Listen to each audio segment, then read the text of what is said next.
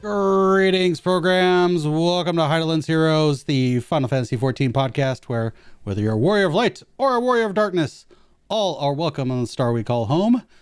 Well, we've had some information that dropped. There was a 14-hour broadcast, a lot of stuff that happened. Soken sat down with the sound designers and music people and his team, and they did a game show, and they dressed like priests, it looked like, and there was a live letter, there was a Q&A, and let's see, some horrible cosplay. We'll go over all of it. Those that are watching on YouTube, hit that like button, comment down below, subscribe for more content. All of that is free to you. Help support the channel and my streams and all that. And feel free to come by on Twitch here at Tarkoth Gaming, where we have this show almost every week. We've done 14 episodes, so we're keeping going. But before we go on any further, let me introduce my co-host every time. He is the Mundus to my Dante. He is the quad father himself, Mr. Piers Harvey. How you doing, sir? Mundus. So wait, how far are you in Devil May Cry now? Have you gotten I all want the way to to say the end? Or? I want to say I'm halfway. I'm stuck on mission 15, getting an S rank on that. So, Gotcha. All right. Well, that's not too bad. I'll have to come by and watch you see if you can beat the game. But anyway, yeah. I'm doing all right, man. How are you? How are you doing? I'm doing all right, man. It's been a long week and a long month, man. I've been having all sorts of health problems, sleeping, migraines, sickness, general exhaustion. So I'm feeling much better now. So That's good. That's good. And 14's been doing good, getting back to all that streaming and fun stuff on a regular schedule. So, but how are you? How are you?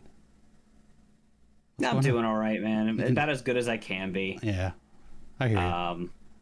You know, yeah, you know. But... All right, man. Let's dive on into this. We touched on the cosplay. Let's show people what Mr. Foxclan himself had to share with everyone. He dressed like this for the 14-hour broadcast. It's the stuff of nightmares. Fox cloning way. Oh my goodness. What do you think? What did you think when you saw this? It's pretty terrifying, but it's pretty clear that they each of his outfits are just getting more and more uncanny. I know. I think he's trying to go for the freak out, so like it worked. So I mean, nice job. I like that they don't take themselves too seriously. Yeah, this goes right up there with the beaver outfit that he did a while back. Absolutely, yeah. It's okay. Let's take that off because we don't want to scare the children. But we started off with the live letter. We're going to go through that. There wasn't much to it. There were a couple of cool announcements in the second half where he sat down with the story designers and all that fun stuff. But so off the top, Yoshi-P said he's having a bit of a hard time during that entire live letter, looking to the left of him, seeing, Foxconn read these questions off to him, and I would be disturbed as well. Yeah. So they're going to start off with reviewing patch 6.2. And apart from, as Yoshi-P says, apart from having the wrong HP number set for the last turn of the Savage tier, the patch went pretty smoothly, and he apologized for that. Do you agree with that? Yeah, I mean, I think the patch was pretty good. I think that, Island Sanctuary was a success. I think the Savage tier, for the most part, was a success. I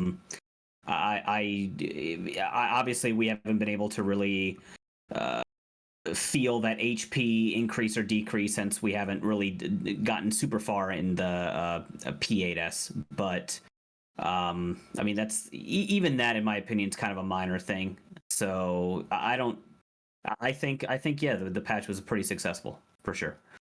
Yeah, we haven't cleared the door boss yet, but we're like 2 major mechanics away, and I feel seeing the where we're at with his hit points, like if we could just get past the mechanics, I think we got it. So yeah, for sure.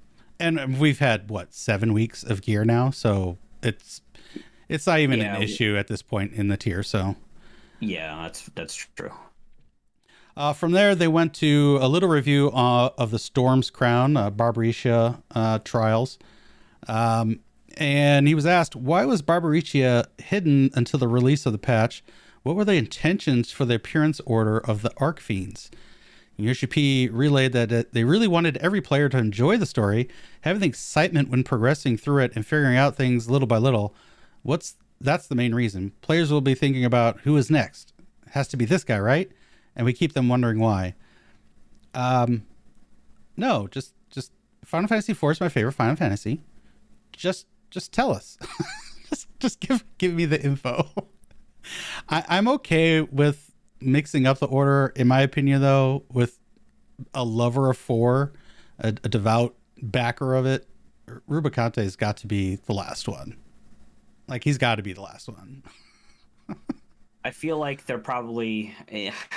he does have to be the last one, but they might subvert our expectations. I don't know. They are setting up Cognazzo to be the next one, though.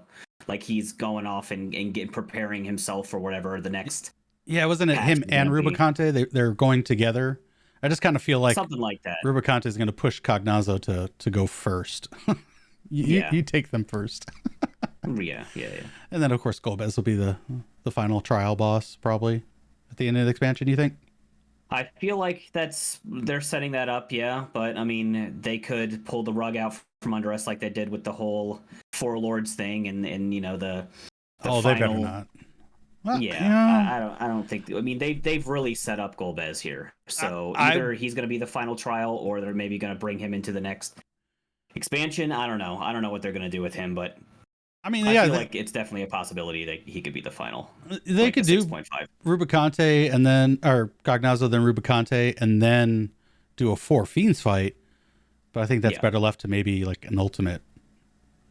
You know, Golbez and the 4 Fiends. So that would be a dope. I would love that ultimate. Oh yeah. From there, they talked about no. How was the fight designed? We have a very fast-paced fight that hits you with mechanics after mechanic in a very high tempo. And again, he's having problems giving serious responses with Fox One. But he said the recent fights focused more a lot on puzzle solving, so he wanted to go in a bit of different direction, the more fast execution based style. I actually really like machine gun mechanics. I like them coming at you, so it keeps you on your toes, keeps the fight moving. It's fights where you wait 5 to 10 seconds for a cast, and then another 5 to 10 seconds for another cast, and then the mechanic hits. Like, say P6. What's your preferred fights when it comes to boss fights? How do you like that? I could go either way. I like some of the more telegraphed fights where you have time to prepare yourself for the mechanic, but at the same time, like the first thing I noticed when we did Barbarisha normal was, especially when she goes into her second phase, the short hair phase, it really the speed of mechanics that were just kind of coming at us was something I definitely realized. Like, I was like, man, they really want us to be on our toes here, and it definitely worked. And I think the extreme obviously dials that up to a next level. So I think that I think they were successful with what they were doing here, and I really did enjoy the fight for what it was. And hopefully we get some more of these in the future, because I kind of like a mix of both, right? So yeah. I like puzzle fights. I like dissecting it. I just think sometimes it can really drag when it's so slow paced.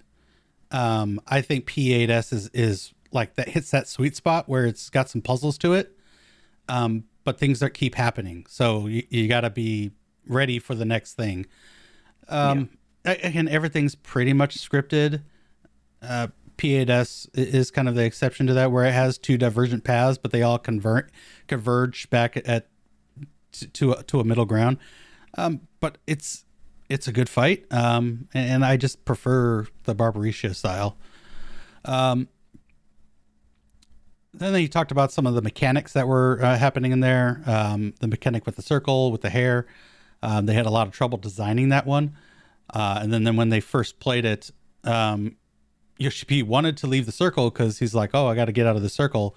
And they got yanked back and a bleed and all that fun stuff. So kind of turns things around and is like, oh no, you're confined to this. You got to work within this parameter. So I thought that was a really cool mechanic. I liked it.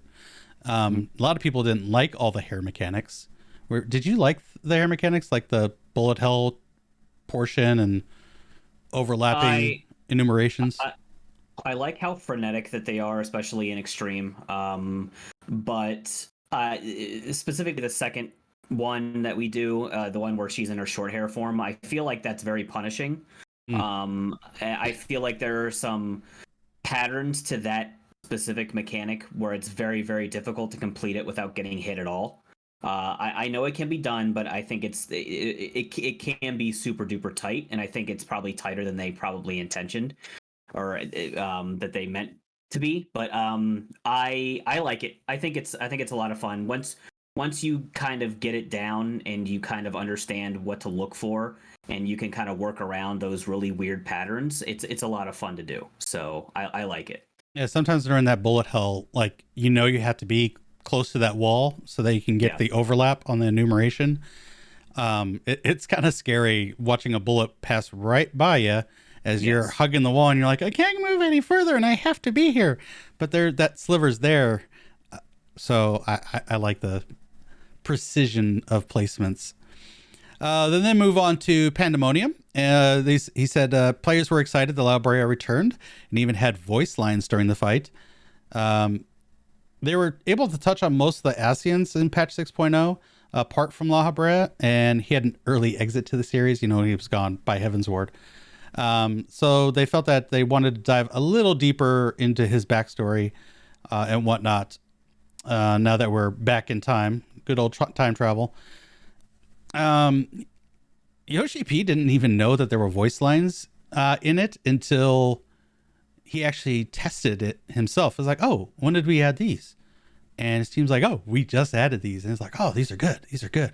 I love the dialogue in fights. I love it when a boss talks to us. It adds a little something beyond just the music. Do you agree with that? Yeah. I like it a lot. I'm guessing that they're referring to P8, right? With Hephaestus, yeah, or La Habrea, whatever. Sure.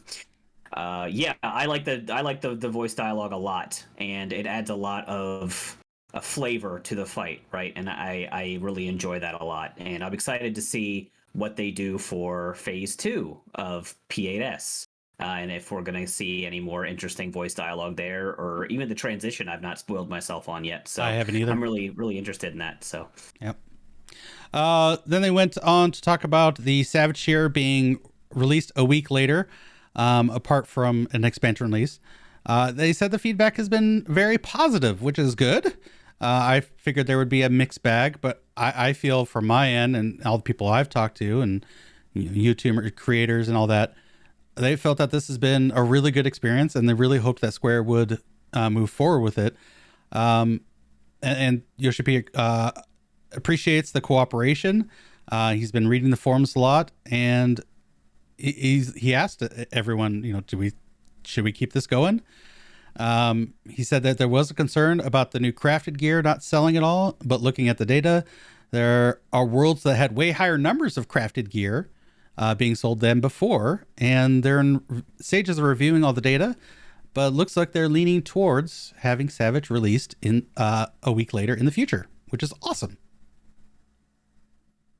What do you think, Piers? Yeah, for sure. I think we've discussed this before in previous podcasts, but I think that there are a lot more pros than there are cons to releasing the Savage a week after a patch comes out.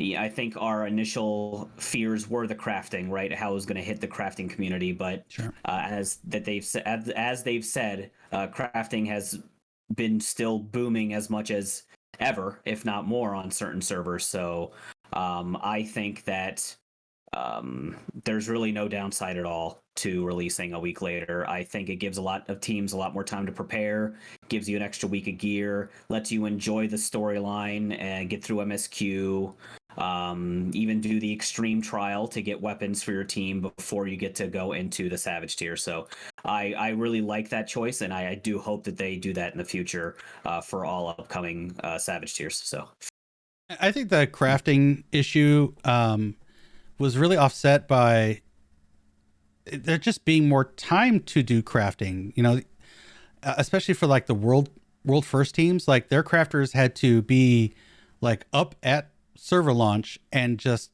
going ham trying to craft this stuff for them so that their team could have it by maybe, you know, the end of their first lockout if they hadn't got it done for right away. So I think it put a positive spin for the crafters because they didn't have to rush. They didn't have to fight the market board. They had a week to, you know, craft as they saw fit. So I think it was a beneficial for them as well.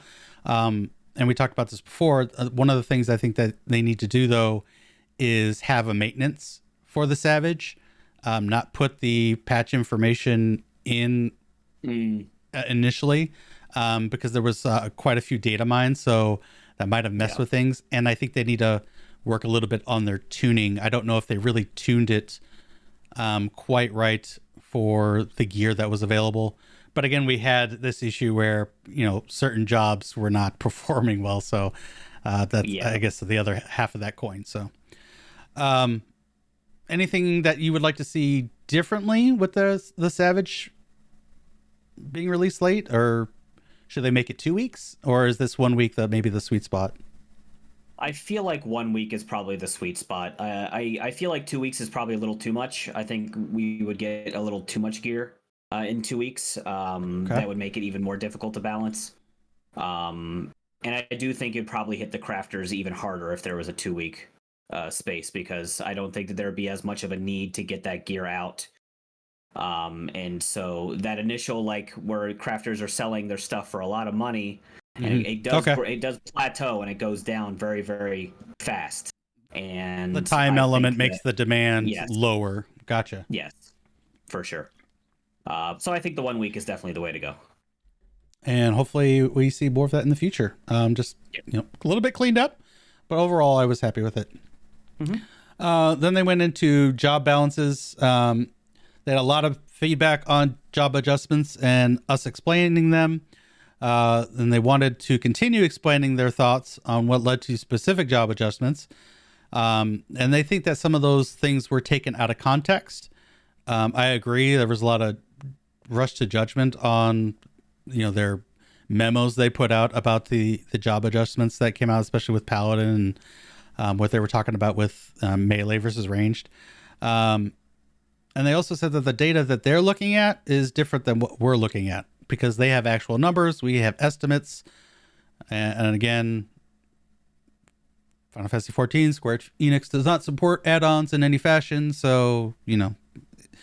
But they did go on to say it was an evolving process, and there will be number adjustments with patch 6.25 and a few more in 6.28. No action adjustments like job overhauls, not until 6.3. One of the details they wanted to go over that maybe they didn't really explain well enough is that they increased the size of the hitboxes so melee could be hitting the boss without any loss, which I think is a good thing. But by doing that, the balance between melee and ranged is now off. Because in the past, the hitboxes were small, mechanics were happening, melee would have to step away, and they would lose DPS from that, and that was kind of incorporated into the balance of things. But now that there's this major uptime strats for all these fights, now that this is a thing, I can see where, going heavy melee is the way to go, where a lot of groups would be like, one melee just to satisfy that 1%, and then 3 ranged. It's now shifted the other way. And I think Fizz ranged are just not having a good day, especially machinists, because they have that movement tax that they have as well. So what do you think about the state of balance between melee and ranged? I feel like it is off. I do feel like melees should do the most damage out of all of the jobs. Even more than Black Mage, I feel like melees have always had the challenge of number one, keeping uptime on the boss, so having to be close, and number two, positionals. But they've they've done a lot to actually make both of those things easier. Number one, like you said, the hitboxes are a lot bigger. I really can't think of, as a melee player this tier, I can't think of a time where I'm forced to go away from the boss that much. I mean, maybe for half a GCD in P6 or something, but even then, there are ways that I can kind of mitigate that downtime. And the positional thing, they have been slowly chipping away at positionals from all the Yep. jobs, to the point where even Monk, who was the king of positionals, only has 2 at this point.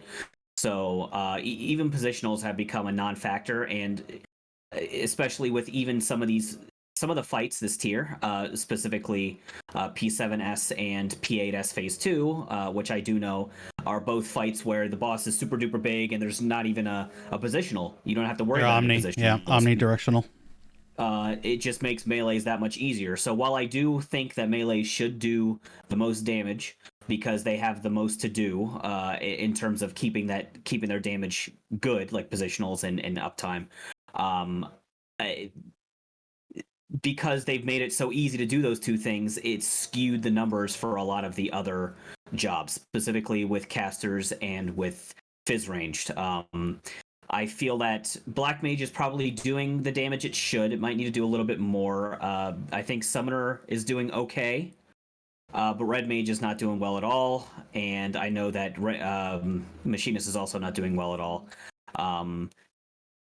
When you talk about things like the range tax, you do also have to factor in the fact that melees are keeping 100% uptime on these bosses now. So, jobs like that have cast times like Black Mage and Red Mage have to factor the movement into it, especially for fights like P7S where there's a lot of movement involved, and so you have to plan out, and that makes the jobs inherently harder because you have to plan out your movement to the cast for some of these mechanics. And I think that should factor into their damage, and I just don't think they're doing enough damage to justify that challenge that they have to do. And then with the physical range, there's no challenge to it at all because they have full movement, right? So Yeah. they're falling behind on damage, and it's clearly showing. But Machinist, I just think Machinist right now is just in a place where it just needs to do more damage, and it either needs to do Like more damage or Black they need Mage to levels, right? I mean, because they're a selfish DPS, they offer 1 defensive cooldown. it needs It's to do more. It needs to do more damage than the RDPS of Dancer and Machinist, or of Bard. Like flat sure. out, I think Okay. Machinist needs to do more. Either that, or it needs to have a utility. They need to Yeah. put a utility back on it. Either a vulnerability up or something on the boss, or like a trick attack type thing like they used to back in the good old days, or something. Because right now they're doing less damage than like a Dancer is, when you look at the RDPS side of it. So that's just a bad thing, right? So Sure. yeah, that's kind of where I fall on it. I hope that they take a good look. I don't think that the play style of Machinist needs to be changed that much. I think it plays fine, but I do think that they need to tweak the numbers a lot on Machinist and for Red Mage. And even jobs like Reaper, which even though they're a melee and they're doing more damage than most, they're falling super duper behind jobs like Monk and Samurai. And I think they really do need to take a look at those jobs. So that's where I'm at on job balance. Sorry for the tangent. No, that's all good. That's why we're here to talk about these things. My thought, and there's 2 ways to go about it. They could either lean in heavily into the support role, and like you said, make Machinists, give them utility of some sort, and that way, no matter which fizz range you bring, you're getting some sort of support for the rest of the DPS. I think that's one way to go. And or they can, get rid of the fizz range tax. If the fight design is leaning in the direction that they've done this tier with Savage, I think, yeah, getting rid of the fizz range, that tax of DPS because they can move needs to go away, because like you said, melees can have uptime all day and just pump out significantly more damage. So I think maybe they should do both. I think they should really maybe like lean into the support and make all 3 jobs support and get rid of the phys range tax. So do you think that would be maybe It's definitely bring a some direction to life back go. into that role? I like I said, I do think there needs to be does need to be a difference between the DPS that a melee does, a caster does, and a range does. I feel like Okay. melee should be on top. I think black mage should be right there with the melees. Personally, I do think that red mage and summoner should do more damage than the fizz range, but I think that they do need to tighten up that differential because you still want to be able to bring the fizz range, right? You still want to bring a fizz range for that 1%, Yeah. and you Give want me to my bring it 1%. for the utility and all that stuff. You still want to bring it, but at the same time, you want them to do enough damage that it feels good to play those jobs, and that Mm-hmm. you know what I mean. So like, I feel like they need to tighten that differential quite a bit. With melee still on top, casters behind, and then fizz range at the end, but still right there. Maybe have the machinist do like summoner and red mage levels of damage, if not a little bit more, like a little bit more, because the other 2 jobs are bringing utility. But yeah, that's kind of where I'm at. All right. That wraps up job adjustments from us. um, Square Enix, if you're looking for, advice, me and Piers, we're all Yeah. aboard it.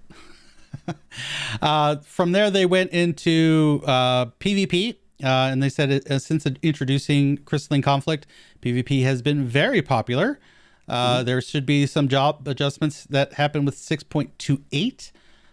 One PvP adjustment that will happen with this upcoming patch in 6.25 is that the whole Paladin cover shenanigans that happens in Frontline, they're gonna change that system there. Especially in a capture scenario, you got a pair of paladins. They both hit their hollowed ground. One covers the other. You can't stop that paladin from capturing the target. It's just broken. It's just Yeah. they had to fix that. And I think we talked about this last week or last time. It's been 2 weeks. And maybe we haven't. But PvP apparently is having somewhat of an issue right now. Like, I'm having major troubles queuing for Crystalline Conflict ranked matches and for Rival Wings. Apparently, on the weekends, there's a community for Rival Wings. Mm-hmm. But something just doesn't feel right with that. Rival Wings was supposed to be, hey, it's the return of Rival Wings with a new PvP system. It's going to be a lot of fun. And the first week or two, I did a lot of Rival Wings, and now I can't find a queue that takes, that less than 25 minutes. And with Crystalline Conflict, you got the new season, but people are seeing that there's no rewards that really matter. Like, all the rewards that you want are in the series, no longer in the season. So why play ranked if you've already gotten Crystal? What's the difference between a Crystal, adventurer plate stuff that's marked 1 versus one that's marked 3? So do you think that they need to make some adjustments on the rewards for the seasons for rank to even matter?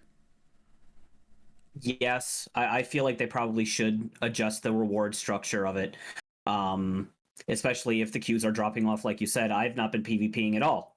So, when it first came out, I was in there all the time, and now maybe for me the novelty kind of wore off. It's not that I don't have fun in Crystalline Conflict, but like at the same time, maybe I guess they really need to maybe look into adding more modes, because maybe people are just getting sick of this, push the crystal thing. Okay. Maybe there needs to be some sort of, I don't want to say like team deathmatch or something. There needs to be something, maybe That a would be capture hard the to flag balance. or something, or like a King of the Hill or something. I don't know. Maybe there needs to just be different modes to play. Maybe the reward structure needs to be looked at. Uh, Different rewards instead of just adventurer plate stuff for getting like top ranks and stuff. I feel like they probably could do any number of these things to kind of revitalize the PvP scene. I think it's in a good place right now. I think they have a good structure right Sure. now. I think if they keep Good foundation, iterating on yeah. what they have now, it's definitely a lot better than it was in the past. So Yeah. I feel like yeah, I feel like that there's a good future ahead for PvP, but that there are some things that they could change to keep people queuing into that stuff. The Rival Wings thing is unfortunate. I really hope that Rival Wings. I've always enjoyed Rival Wings, so I hope that it does get some sort of revival, or I'm not sure what they could do with that, but yeah. I think my issue with Rival Wings is maybe that it just can take so gosh darn long. Yeah, yeah, it's a long thing, and you need a decent amount of people to do it too. So Yeah. And frontlines are still frontlines. With fixed with the paladin thing, that'll be nice. yeah. But overall, it's nothing's really changed with frontlines. Although I did get a personal best of a Battle High 4 the other day. Nice. I had Very 80. nice. I was like, sweet. I must be doing something right as a sage, right? Huh? Mm-hmm. Yeah. It's all about pinging and getting the hell out. There you go. All right. From there, they moved on to Island Sanctuary. Foscon asks, what is the current state of Island Sanctuary and what are the future plans? Yoshi-P was told, do you even know what slow life is from the Japanese community? Because, he doesn't, apparently he hasn't even stepped inside his own Island Sanctuary. Like, this is the director of the game. You haven't tried it out. You haven't gotten your own pasture and garden. No, he hasn't stepped in. He doesn't have time. He's a busy man. Okay, he's a busy man. But he said that players from overseas generally enjoy content at their own pace, and he's saying overseas he means like North America and Europe. But Japanese players have this tendency to do any task if they see it and try to optimize the way of doing them. So players will see an empty schedule in the workshop and they feel the need to fill it with something. But especially overseas, we are seeing that players visit their island every couple of days. I will say, for my part, that's not true. But, I could just be outside the normal. Like, I was in Island Sanctuary every single day, making sure that, I had the resources. What could I do to further my Island Sanctuary? Do I have my day's work crafts done? Are my animals fed? Is the garden, going well? Now that I'm quote unquote done, it's all on autopilot. I can now just go in there once a week. So like I have the mammoths taking care of my garden. I have the mammoths taking care of my pasture. I maybe will look at the granary, maybe twice a week there. But I could set it and forget about it. And Lich in chat basically barely passed Yoshi-P in locked visitation, and that's it. So yeah, I like the mode. I think it's a little basic for what it is, but so far I think it's a good foundation. Much better than new content that they've done previously, like the initial version of Diadem. That was just a train wreck. Yeah. What do you think about Yoshi-P's comments about we take our time? Did you feel that as well? Yeah, it's interesting that they say that it's mostly the Japanese base that hits that grinds something out, because I know a lot of people over here that were grinding Island Sanctuary out hard when it first came out. Mm-hmm. Especially even myself. Like, I wasn't as crazy as like gathering a bajillion things to just get the next level. Like, that wasn't me. Like, I kept it to the point where like I would wait until my workshop leveled up and then I'd get the experience from that, or I would go, but I was still in there every single day. I was in there trying to, not optimize, but make sure that my stuff was happening, make sure my workshops were building, make sure all, what's going on. And even today, I'm in there every single day. I just gather my, I'll make sure my fruit are gathered. I'll make sure my granary's taken care of. I'll make sure, I still have my mammoths taking care of those things, but I still like to gather the things pretty regularly. Take a look at my inventory, make sure I have everything that I need. And I've been following this website that tells me what to make every day. So I go in there, I just put that in my workshop and I make it. And I'm getting a lot of the calories. So, I've got all my mounts now. I've got the minion. And I'll be getting the music next and the fashion accessory. And then I'm going to start getting materia, I guess, and start making some money either doing that or melding. Maybe I'll get a crafter set to meld. So, or wait until the next patch when the next crafting gear set comes out, and then I'll do that one. But anyway, I think that The Island Sanctuary has been a success. I feel like we've also discussed this in the past, but I feel like there probably needs to be something more you can do after you've maxed out your rank. Because yeah, like you said, you can pretty much put everything on autopilot. You can visit it. You can visit it once a week if you just set out your entire work week schedule, your workshop schedule in one day, right? And then just have them make that, right? Like you can do that. There's nothing wrong with that. You probably won't optimize your calorie gain, but who really cares when you can just go in and visit it once a week, right? So there probably needs to be something more that they can do once you've maxed out your rank. And I do know that they're going to iterate on Island Sanctuary. They're going to add more stuff to it. So I'm looking forward to see what they add, and maybe that will add some longevity to the Island Sanctuary after you've maxed out the rank. So I'm looking forward to see what they do. They've got a good foundation again with this as well. So you start with the base, you start with the basic concept, see how that's received, and then build upon it. That's kind of how Final Fantasy started. It was pretty basic game, pretty basic MMO when it first relaunched 2.0 way back in the day. And, they've really built on it, and they're adding new systems, and they keep tweaking things, adding new content. So this is just another iteration of that. They did say there was feedback that players wanted to design their islands more freely and have their individual islands stand out. We knew this would happen, but this is very difficult to implement. They also went on further to say that they're trying to allow players to place garden housing items on their island. We don't have a release schedule for that feature yet, but they are trying. So what they're saying is that we can put this is going to replace housing, that we can place all our housing items, right? Is that what they're saying, No. Piers? No? Okay, decipher that for me, because that's what I'm hearing.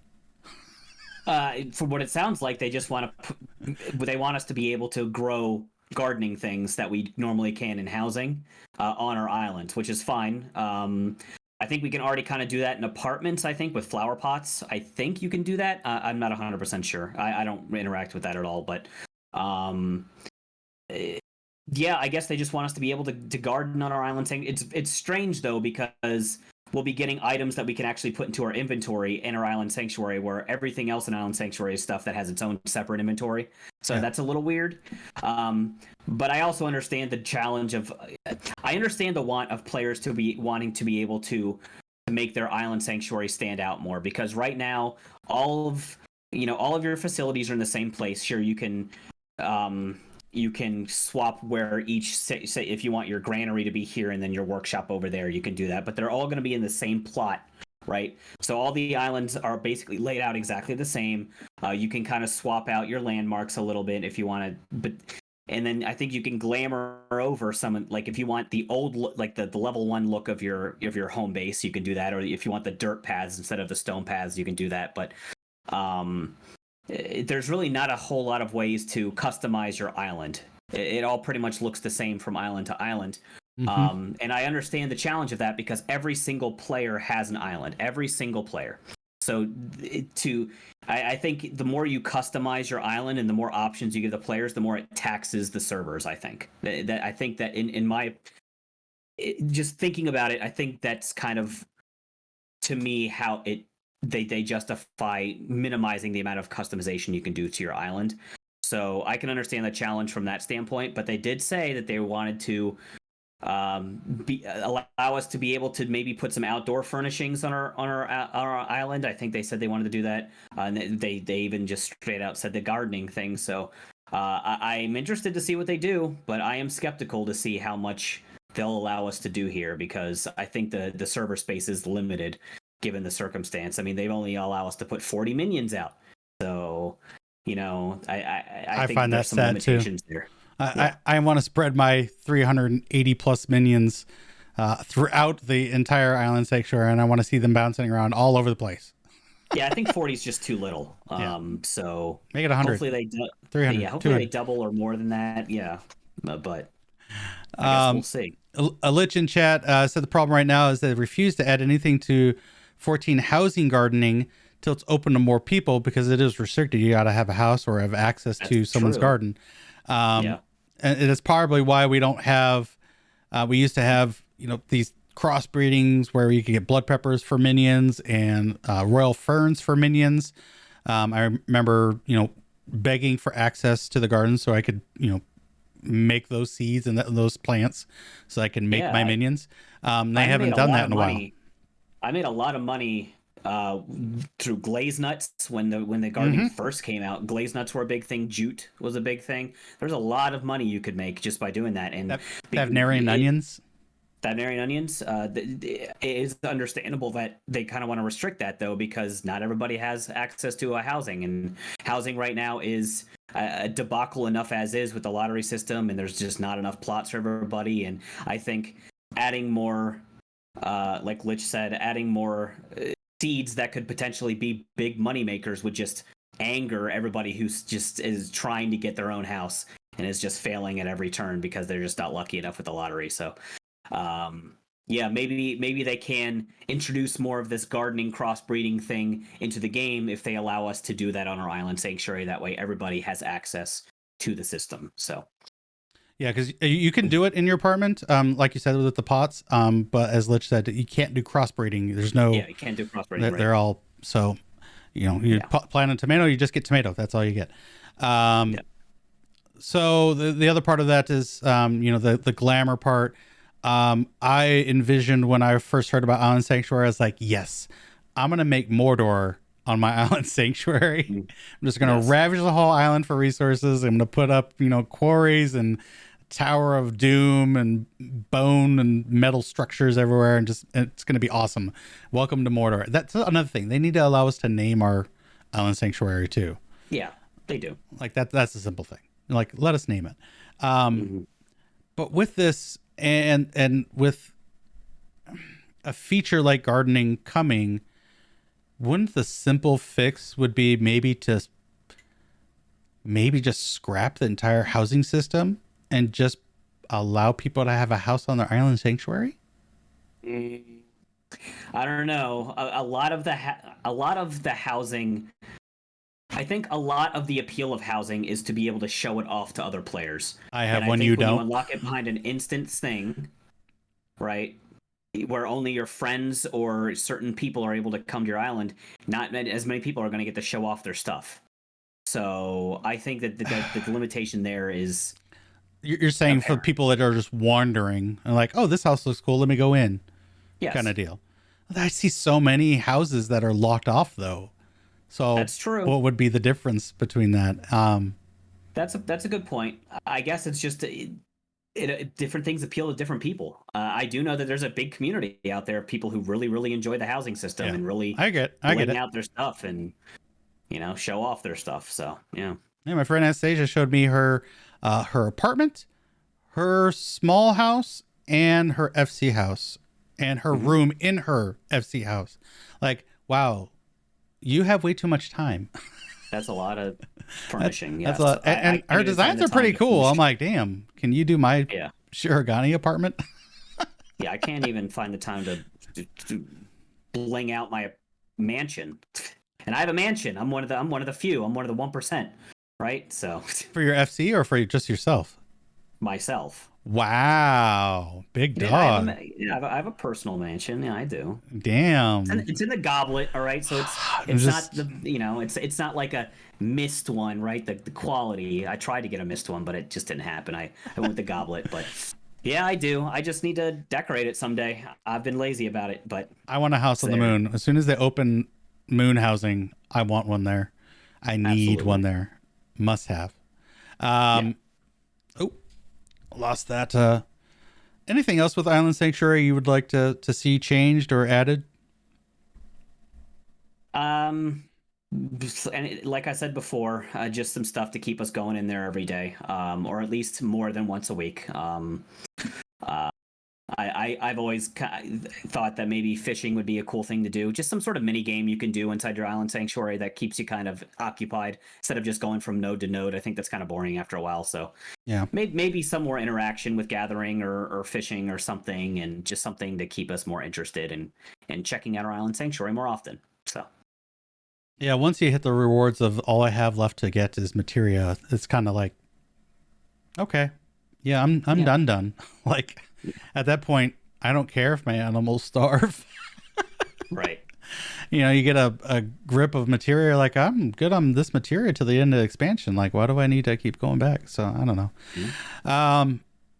They dived a little bit into fashion accessories. For all those that like fashion accessories, they're working on allowing emotes to be executed at the same time. The problem is that they use the same system memory. So when you have a fashion accessory, it's basically an emote. So they're trying to improve this, but say it will take time. So please look forward to it. Hi. This patch brought Titania weapons, and there was also a new challenge with these ones. Yoshi-P said, yes, since introducing ultimate weapons, we have tried to have very flashy effects. I think ultimate weapons are some of the best there are. And throughout the series, they've tried to incorporate some particle effects to a lot of the trial weapons. Not so much the raid weapons, which is kind of disappointing. There's been some here or there. But the trial weapons, it might be an expansion later, but they try to go back and add some particle effects. And I think these Titania ones are just absolutely gorgeous. They're super awesome. These ones are up there with Byakko as far as like awesome level. Yeah. They've some of the primal weapons are definitely a lot better than the others. Titania for me, like you said, Byakko. I think that the Zervan weapons are excellent too. They've just gotten better and better, and I think that Titania weapons are definitely going to be like a bar, like just a bar to kind of reach. I hope that they either meet that bar or exceed it in the future, because man, the butterflies are cool, right? The effects itself, like the glow that changes colors, that's really cool. But if you looked close at like the butterfly wings on all of the weapons, like you can see it's kind of got like that butterfly wing effect, right? Where it's, I don't know what the word for it is, but the scales or whatever, or like the I don't. If you look really close to the wings, you can kind of see that shimmering effect on the wing itself. It's like really, really good. So I don't know what they can do. I mean, what weapons do they have to do? They have the weapons, Ruby, Emerald, and Diamond. God, I don't know how they're going to make those weapons look good, but yeah, because those are pretty ugly. But they need to be chunky and ugly. They need to have some prime looking particle effects for me to want to wield those. But I think they could do it. So yeah. Now I streamed this live, and when they were talking about this, I'm like, not only these weapons, but also the gear now. Like they're setting a bar. Like if they don't do this the next raid tier, and they don't do this with the next trial, people are going to be kind of upset, because they're like, well, you set this standard with this raid tier having particle effects. You're setting a standard with these trial weapons having these awesome particle effects. So if there's one that doesn't get it, people are going to be disappointed, downright upset. Like, what are you guys doing? Like, who decides which are worthy enough of getting the awesome effects and which ones aren't? Like we've talked about, this is one of the first few tiers that I want to collect all of the raid sets so that I could have them for all of my jobs. Usually I only collect the healer stuff, but I want the tank. I want that striking gear. These are all awesome. So if they don't continue with this, I'm going to feel disappointed. And then they talked about it themselves. Like, the issue with us stepping up, the player feedback also steps up. And Foscon's like, you raised the standard too much. He said, now we have been asked to add an option to disable weapon gear VFX, because some people don't like all of that particle effects flashing all the time. Yoshi-P says it's not that simple. It's kind of like embedded as part of the code of the item itself. So there's no real on-off switch, unfortunately. What do you feel about them setting a standard for their gear as they move forward? I don't think that every single weapon and gear in the future needs to have flames coming off them or something like that. They are kind of setting a precedent for this tier with how good the Savage, even the normal mode gear, like the glow effects on everything, looks pretty incredible. They are setting a precedent, but they don't need to do that for every single tier, in my opinion. I mean, they've stepped up the gear just in the past few patches, like the 24-man gear, the Pantheon gear looks excellent. Yeah. I think if they keep that level of just awesome looking gear, they don't need to have crazy particle effects on everything, but if they keep that level, I think that they'll be successful in the future. Like they don't but the fact that they've done this shows that they can do crazy things in the future, and I am excited to see future gear sets. I think they even mentioned, I don't know if it was in this live letter, if it was in the Q&A, but they said that with the graphics overhaul coming in 7.0, that it's going to open the door to a lot more crazy things that they can do with the particle effects, with the gear. So maybe we don't see the crazy stuff in 6.x, but I think when 7.0 comes out, I think we're in for some awesome looking gear. So there is a bit of a precedent being set. I don't think that they can do kind of lame looking sets anymore. I think that they do kind of have to at least look like the level of the 24-man, if not the Abyssos gear. So I agree. There are some sets that I really do like. For Tombstone gear, Cryptlurker was awesome. Yeah, that's true. Dungeon gear, I really like how Troya gear is setting set is excellent. Yeah, Troya set's excellent. And you did get ahead of me there. But yeah, Yoshi-P said he had a meeting yesterday about the graphic updates for 7.0. Those will allow us to go further with the designs, and we will keep improving. And Foxconn's like, yes, please keep providing feedback. Just to, please be nice about it. Mm-hmm. Yoshi-P says he remembers when players were just happy that they were able to dye gear, and now, now we want more. Individual parts of the gear. Right? Yeah, well, I want to be able to, have 2 palettes now. I want to be able to dye the gear and then dye the VFX. Yeah, come on, let's white gear and some green flames. Let's go. There are MMOs that do that already. One of them I can tell you right off the bat is PSO2 allows you to pretty much dye any part of that gear you want and put the gear anywhere on your body. Like there's so much customization in that game and it's crazy. So, I mean, I understand that it could be taxing for the design team to do that, but I mean the other games are doing it, so it's not completely off the table to be able to at least dye different parts of the gear and stuff. So I guess we'll see what they do in the future, but. All right, and that was the end of their 6.2 review. Now they're going to move on to 6.25. The release date for the patch, for those that don't know, or hiding in caves, is October 18th, this upcoming Tuesday. Hooray! I'm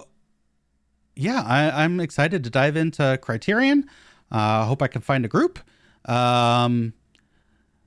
Let's see. I'm going to go ham on the relic. I want to get all the healers done, especially Sage, because I don't have a glittery weapon yet for my Sage. So this will be my first one, and I'm excited to see what they do with it. I'm just a little concerned that it being Mandeville weapons, it's going to be silly. I don't think they go the silly route. Like if they look like some sort of set that you can buy from the Gold Saucer, like the Cactar weapons or whatever, I don't, or the Sabbatender weapons, I don't think people will want those. I think that they'll do awesome looking weapons because I think that just sells better than the goofy ones. So then they showed off a screenshot of some new glamours probably going to be on the Mog Station, a spy outfit as they quote unquote said it.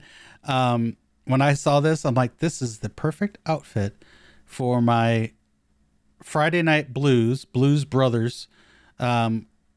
So I'm going to grab this set from the Mog Station. I usually don't buy glamours from the Mog Station. I'm going to dye it blue. And if you want to join me Friday nights for Friday Night Blue as we do tackle Blue Mage stuff, and we can all wear our spy outfits, our Blues Brothers outfits, that would be tremendous. That will be pretty excellent, yeah. They talked about the expansion for the North America data center. New one's going to be called Dynamis. It looks like it's going to get 4 worlds, and those are named Halicarnassus. Were you with us during that tier? We nicknamed her Halitosis. No, I don't know I was why. not. I joined you next tier. All right. So Helicarnassus, awesome boss. That savage boss was excellent. Oh yeah. Puzzle, fast paced, like all that I ever wanted in a boss. And it was silly, but also just like frustrating as well. But yeah, we called her Halitosis because I don't know why, but it was fun. Mauden, Tara's dad.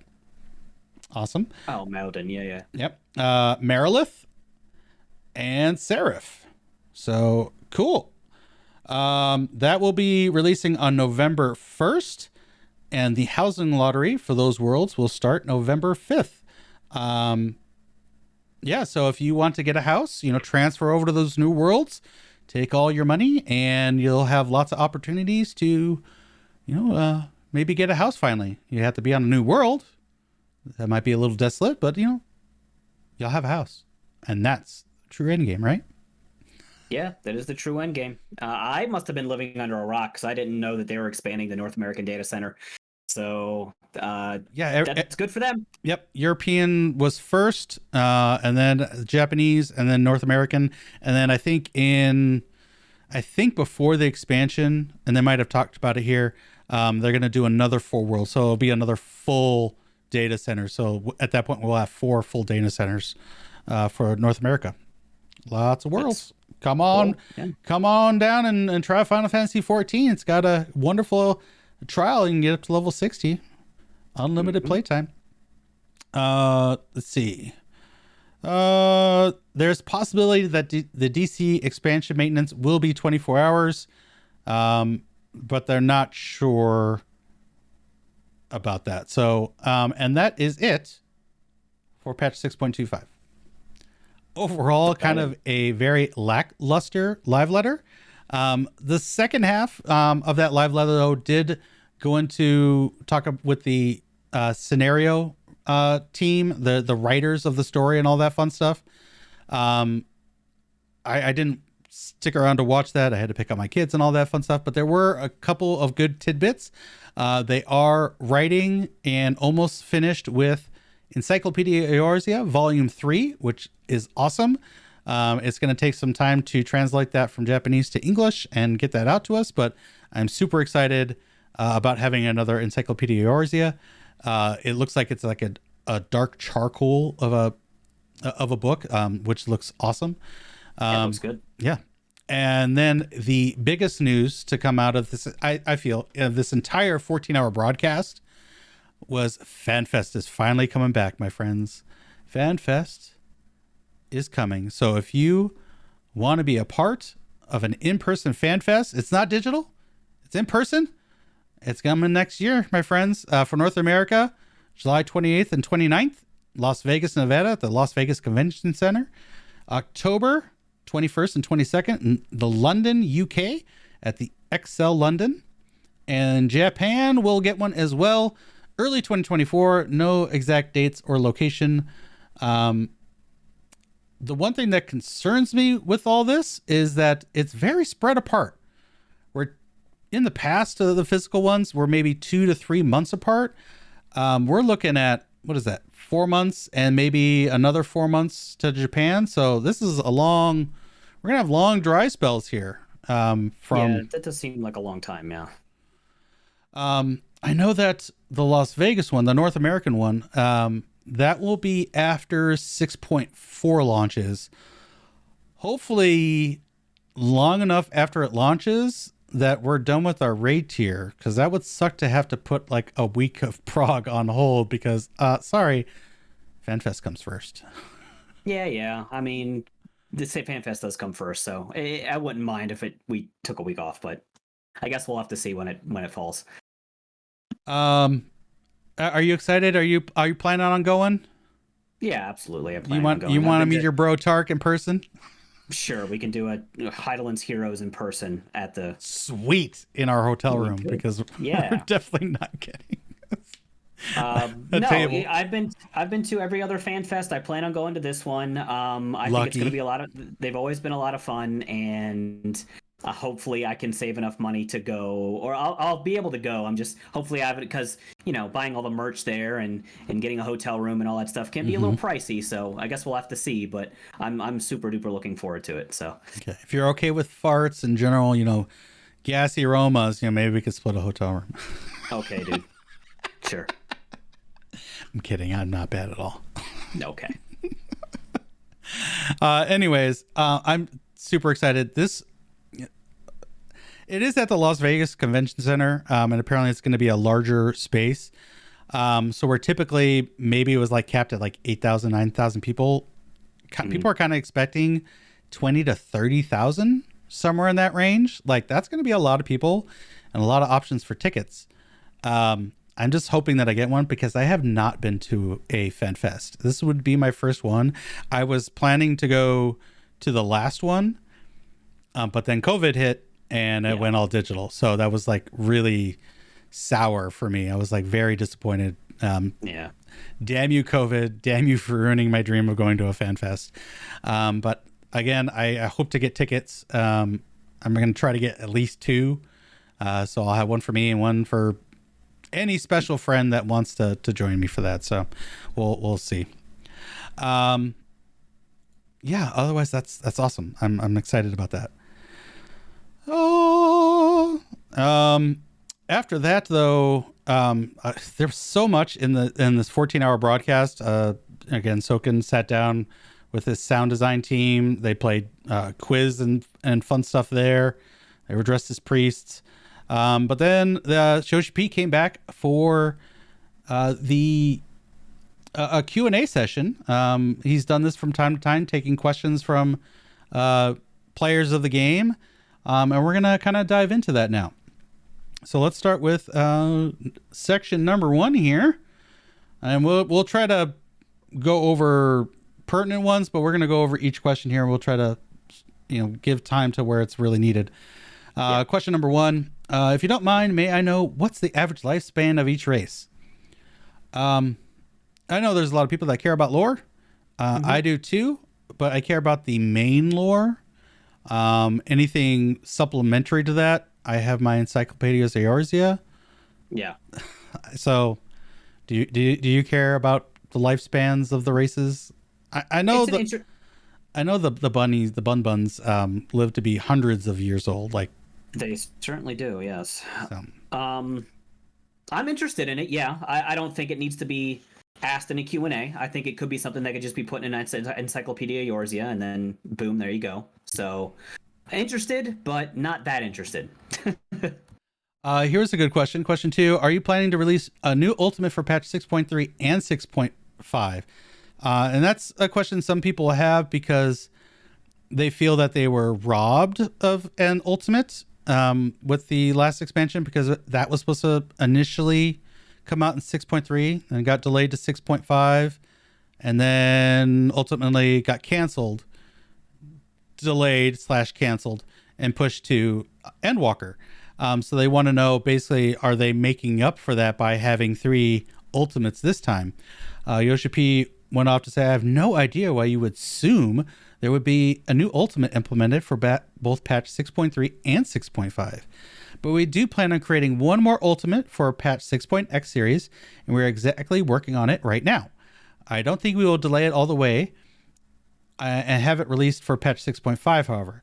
Gotta say that the content for the next Ultimate will be quite a sight to behold. So looks like he is trying to make sure that Ultimate comes out 6.3.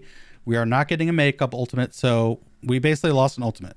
So we got 2 in Stormblood, only 1 in Shadowbringers, and we're getting 2 in Endwalker. How do you feel about that, Piers? I think it's unreasonable to expect a makeup Ultimate at any point. I just think that's an Ultimate that is gone with the ether, and it's fine. I think people need to come to terms with that. It is what it is. I think 2 in expansion is fine. I'm somebody who wishes it was on 6.5. I think having it on 6.3 is going to be a pain in the butt. I think having a new Ultimate to do during the content lull of 6.5 to 7.0 is the way to go. But who am I? That's just my personal preference. I'm excited that they're going to do a new Ultimate. Hopefully, it's not quite as challenging as DSR. I enjoyed DSR quite a bit. I think they said that they won't all be as difficult as DSR. I think they knew that they kind of pushed the envelope with that one. But hopefully, it's a little bit more accessible to people. I don't mind the challenge. Look, I like challenge, but I also like progging it in a reasonable amount of time. And I felt like we progged DSR a little too long. So yeah, and it's always a big time investment for me. So while I'm looking forward to it in 6.3, I do kind of wish it was at 6.5, so I had a little bit more free time to do it. But well, I guess we'll see what happens. But yeah, I'm excited. I'm excited, and I think it's just fine that they do 2 in expansion. So I think 2 is a good number. Is more always better? Of course, more is always better, right?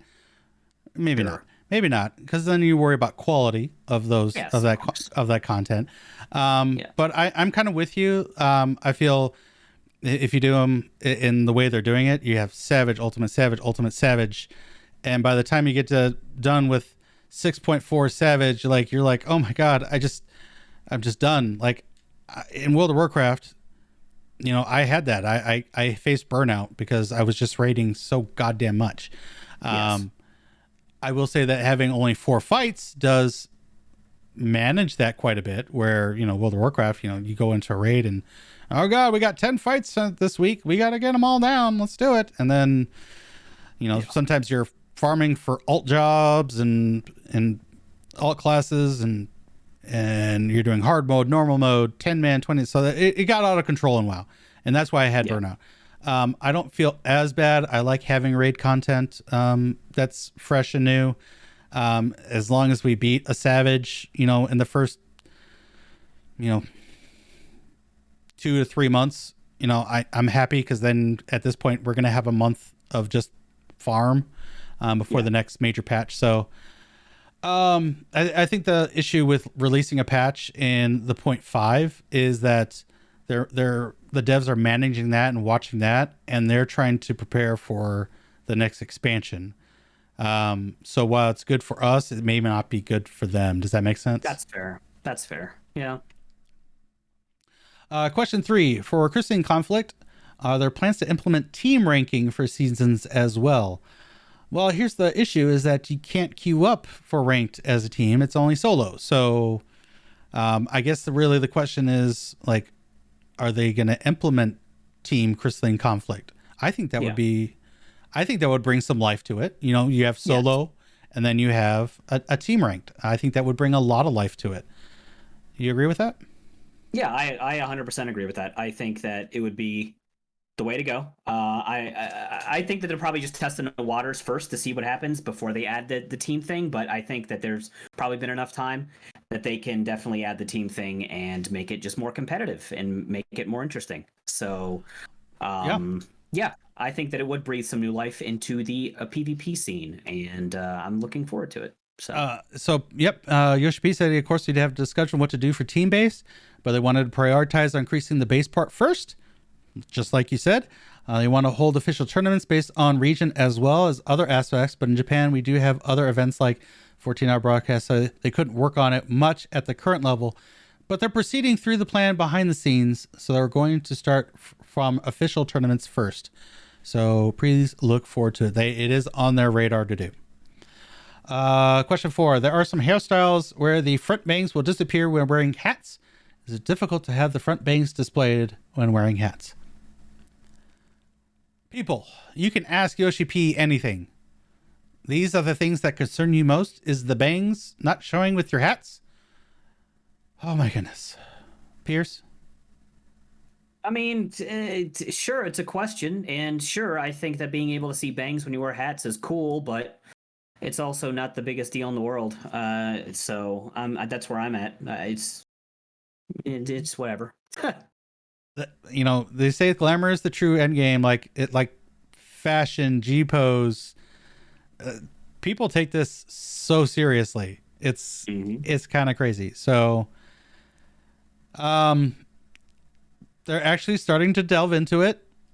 New house styles to be difficult to implement, which is why trade-offs happened in order to make it work. Hats tend to be the priority of a design versus hairstyle, so that's possibly why you don't have, when you have a hat, it hides everything, so it gets the first. And if you take off your hat, or hit the button to remove it from being shown, then you get your hairstyle. Yeah, I honestly don't care. Yeah. Question 5. Personally, this is an issue that is expected, but due to data center travel, it seems that Mana DC became the one focus stop for people to look for parties when raiding, which makes recruitment and other DCs neglected as a result. There's something that you could do to address this issue. It's an interesting issue because I think maybe Aether is the primary data center for raiding for North America as well. Gilgamesh being one of the big raiding servers as well. And Yoshi-P said, actually, did someone expect that this will happen since a similar situation already occurred when cross-world support was implemented?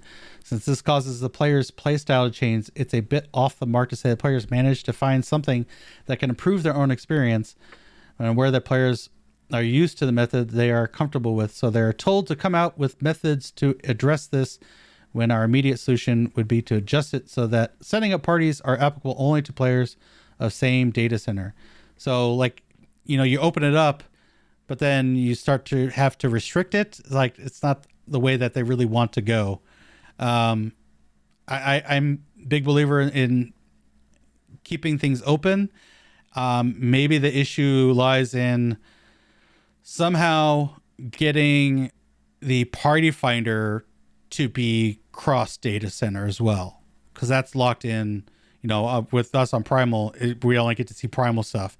So with data center travel, maybe it's time they find a way for party finders to have the entire listings of all the data centers. What do you think? This is an interesting question because, I guess we did kind of expect that this was going to happen on the North American data center with the Ether, that everybody was just going to go to Ether to raid. Luckily, I think that we in North America kind of avoided that. While I probably do think that Ether is more of the raiding server, there's definitely been plenty of parties on Primal. I've not gone over to Crystal or anything like that. I know Crystal's kind of the meme, if you will, about raiding. They're kind of more of the role play server, but I know that there's people on Crystal that are having a perfectly fine time raiding on Crystal as well. So I guess we'll have to see when Dynamis comes out if that changes anything. But I'm assuming that Mana data centers in Japan, so maybe this was more of a thing in Japan where a lot of people migrated over to the Mana data center to raid. But I think over here in North America, we avoided it for the most part. I don't know how to really fix the situation. I guess, like you said, maybe having a cross data center party finder would be the way to go. But I do know that there's challenges in that as well. And, right now you have to log into a different data center. You can't just go to an Etherite and switch servers. You have to log into another data center. So there's that whole thing that would kind of complicate things. And I'm not exactly sure how they fix it. I guess just keeping things open, like you said, and just letting things fix themselves is kind of the way to go. So, that's kind of where I stand on it. I guess it's not as much of an issue for us. So, I think it would be hard to do the party finder because, like you said, you have to log into that data center.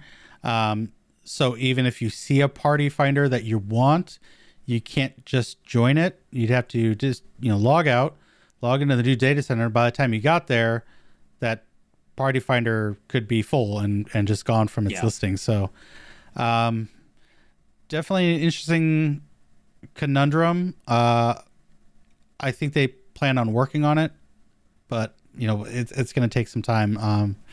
I think their biggest issue right now is getting the new servers out and then making sure the graphical update for 7.0 goes off without a hitch. So after that, maybe they will get to that. So okay, back to more Peaches questions. Yoshida-san, do you prefer smoking cigarette or do you prefer smoking heated tobacco? These are the questions that inquiring minds want to know. He does smoke both. And basically, if I can smoke at the place that allows smoking, I definitely prefer cigarettes. He's a cigarette smoker. Cool. All right. Heated tobacco. What does that mean? Is he talking about the wacky tobacco? No, I don't think. Heated I don't know tobacco. what he means by heated tobacco. Maybe like a pipe or something, something where you Oh, like okay. Pipe. actually light the tobacco Okay. itself instead of like having like in a wrapped up or I don't know, dude. I don't smoke, No. so I Yeah. couldn't tell you. Okay. No, that's probably what it is, like pipe tobacco. Yeah. Anyways, will the Warrior of Light be able to visit the place named Corvos, which is mentioned in Endwalker in the future? Yoshi-P said, well, if you're talking about plans, then yes, we do have plans to allow your character to visit that place. And our objective here is to allow visit to places that are actually named in the game, but there are no immediate plans, nor are we aren't clear on when it will be available. So can't really tell you when. But since we are in our second major patch after 6.0, and considering we do plan on making 7.0, of course, there'll be a lot of places we can visit, and it's not going to be just Corvos, but can also look forward to visiting other places and experience other cultures along the way. Yeah, just okay. Awesome. I mean, they're confirming that they want us to be able to visit like every place that's been named in the lore. They want us to Yeah. be able to visit at some point. So So everything if you that want to Emmett go to Cell said, Mericedia, everything that yeah, Element Cell said, we're going there.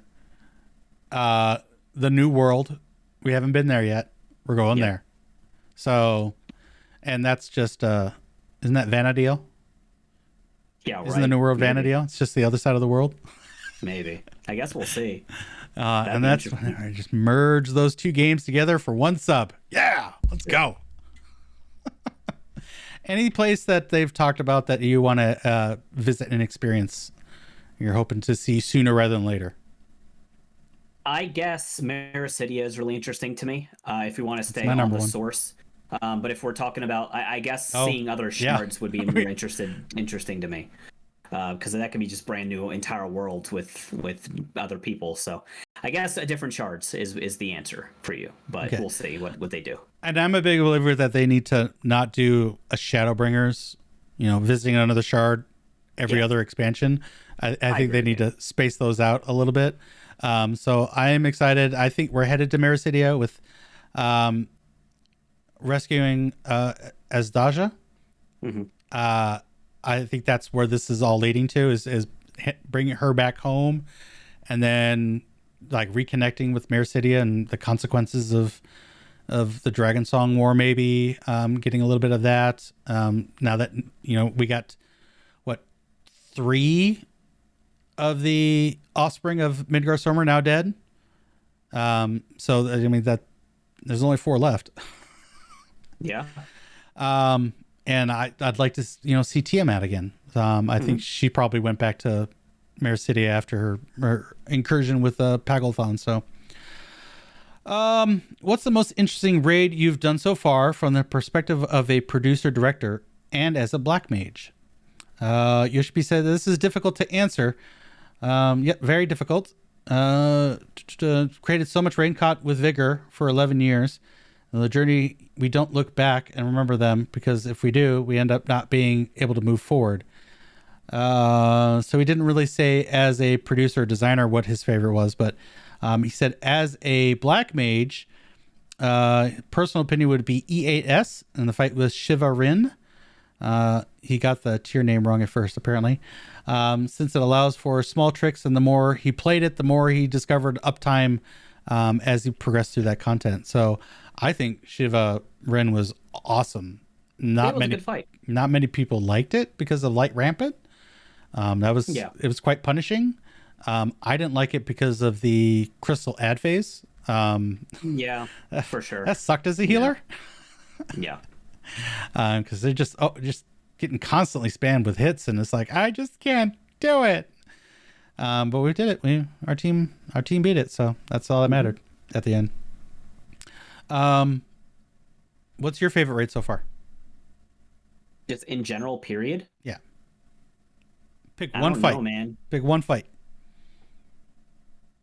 We've already kind of discussed it. I think Halicarnassus is like the way to go. That was such a good fight. It was a good fight. Yeah, And it was a lot of fun. is that your final answer? Yes. Okay, I'm gonna go with Kefka. Okay. Door and Real Boss. Like that was amazing. To see him and fight against him in Final Fantasy 14 space, and I think they really caught the essence of what Kefka was, both the door boss and his angel phase, I think was amazing. Yeah, that's probably my favorite. And that's just right off the top of my head. So if I thought about it more, maybe something else would come up. But yeah, that's where I stand right now. Next question. Although we have many themed costumes available in the game, only Namazu seem to have head equipment available. Are there plans to create body equipment which is Namazu themed? Oh, people. Okay. I mean, he said it was easy to do, so sure. I think he said, like, why not? Yeah, is there a demand for this? Just asking players have the need for it. He's looking at the stream comments. I mean, yeah, he's wearing the frog bodysuit, but still the stream comment seems to mention that it's available. Well, since people have stated the demand necessary, okay, I'll relay your request to the team. Design-wise, it's not like it's hard to create it anyways. Yeah, you just take the Namazu itself and just kind of blow it up and make it an outfit. Yep. So, awesome. Congratulations. Cool. You're getting what you wanted. The left-hand MMORPG device personally supervised by Yoshi-P, the tactical assault commander that I owned in the past, is broken. But when I brought this to the maker to fix it, they told me that due to the end of production, they can't accept my device for fixes, so they have no spare parts to fix it. So my question is, are there plans for a resale? Yoshi-P says, I'll personally inquire Hori, the brand that made it, about it. But this will depend on Hori's intention as well. Concerning you do have the intention of making another device and the plan is underway, I'll provide updates when there is one, and I'll make an official announcement when it's ready. So look forward to another Final Fantasy 14 device, because they're always trying to get that swag out there. Like the speakers, they got that tactical device. You know what that is, right? It's like the keypad for your fingers, and they got a little trackball thing going on there. Did you buy that? You bought that. No. I know you did. Yeah, okay, dude. Yeah, okay. It works with your PS5, right? Sure. I don't think so. Question 6. This is on John Balance. Since there are situations occur when Paladin Warrior are excluded from party recruitment due to the lower DPS compared to the Dark or Gunbreaker until their situation got approved through their skill potency adjustments. Though this is just one part of the blunder that happened, I'd like to know if you have plans on making the job balance better in the future before more Savage patch drops. And I wonder if the adjustment team and testing team work better together to ensure better job balance without committing such blunder. I know this question sounds weird, but this really bothers me, so hopefully you can address the concerns I have in mind. Yoshi-P said, this is quite a spicy comment, but the core issue is their DPS check that they had. I think it's one part of the issue is the DPS check, but that's beside the point. Especially the Balsa's max HP setting was a mistake. They fixed the mistake so that there shouldn't be any exclusions. He also doesn't understand why people seem to think that the adjustment team and the development team are two separate teams. They are one and the same. They're just all one part. So it was just an issue of the boss's HP was just tuned too tightly. Yep. Do you agree or disagree? I mean, I haven't been able to tell if... I know, we weren't in that position. You know, we're not a week one team, so it's hard for us to say, but... I guess from secondhand accounts, yes, it was tuned a little bit too tight. So, I mean, oops, but they fixed it. So, yeah, now it just comes down to balancing the jobs correctly. And I guess this person's just complaining that the jobs are just not balanced right now. And I think they're going to address that in the future. So, and we talked about when we brought up the numbers, you know, the difference between 6.7K for like a Dark Knight and top end Gunbreakers and 6.1, 6.2K for a Paladin. Yeah. That's a big difference. That is. So, you know, I think that, yes, that it was tuned too tight, but I think they need to do a little bit better on job balance. Because if they really took the most unoptimal team in there, like they brought all selfish, you know, healers, DPS, and tanks, like I don't think that team clears it. Right. So, next question. I love Glamour, but I've always had to depend on external sites to look at how dungeon equipment and equipment that cannot be sold in market board look like. So I would like a feature in game where I can freely check on how the equipment would look like on my character, like a catalog feature or something. I started to use recently a Eorzea collection. Allows you to kind of put pieces together, see what they would look like. I think it would be kind of cool to have something like that in a game. What do you think?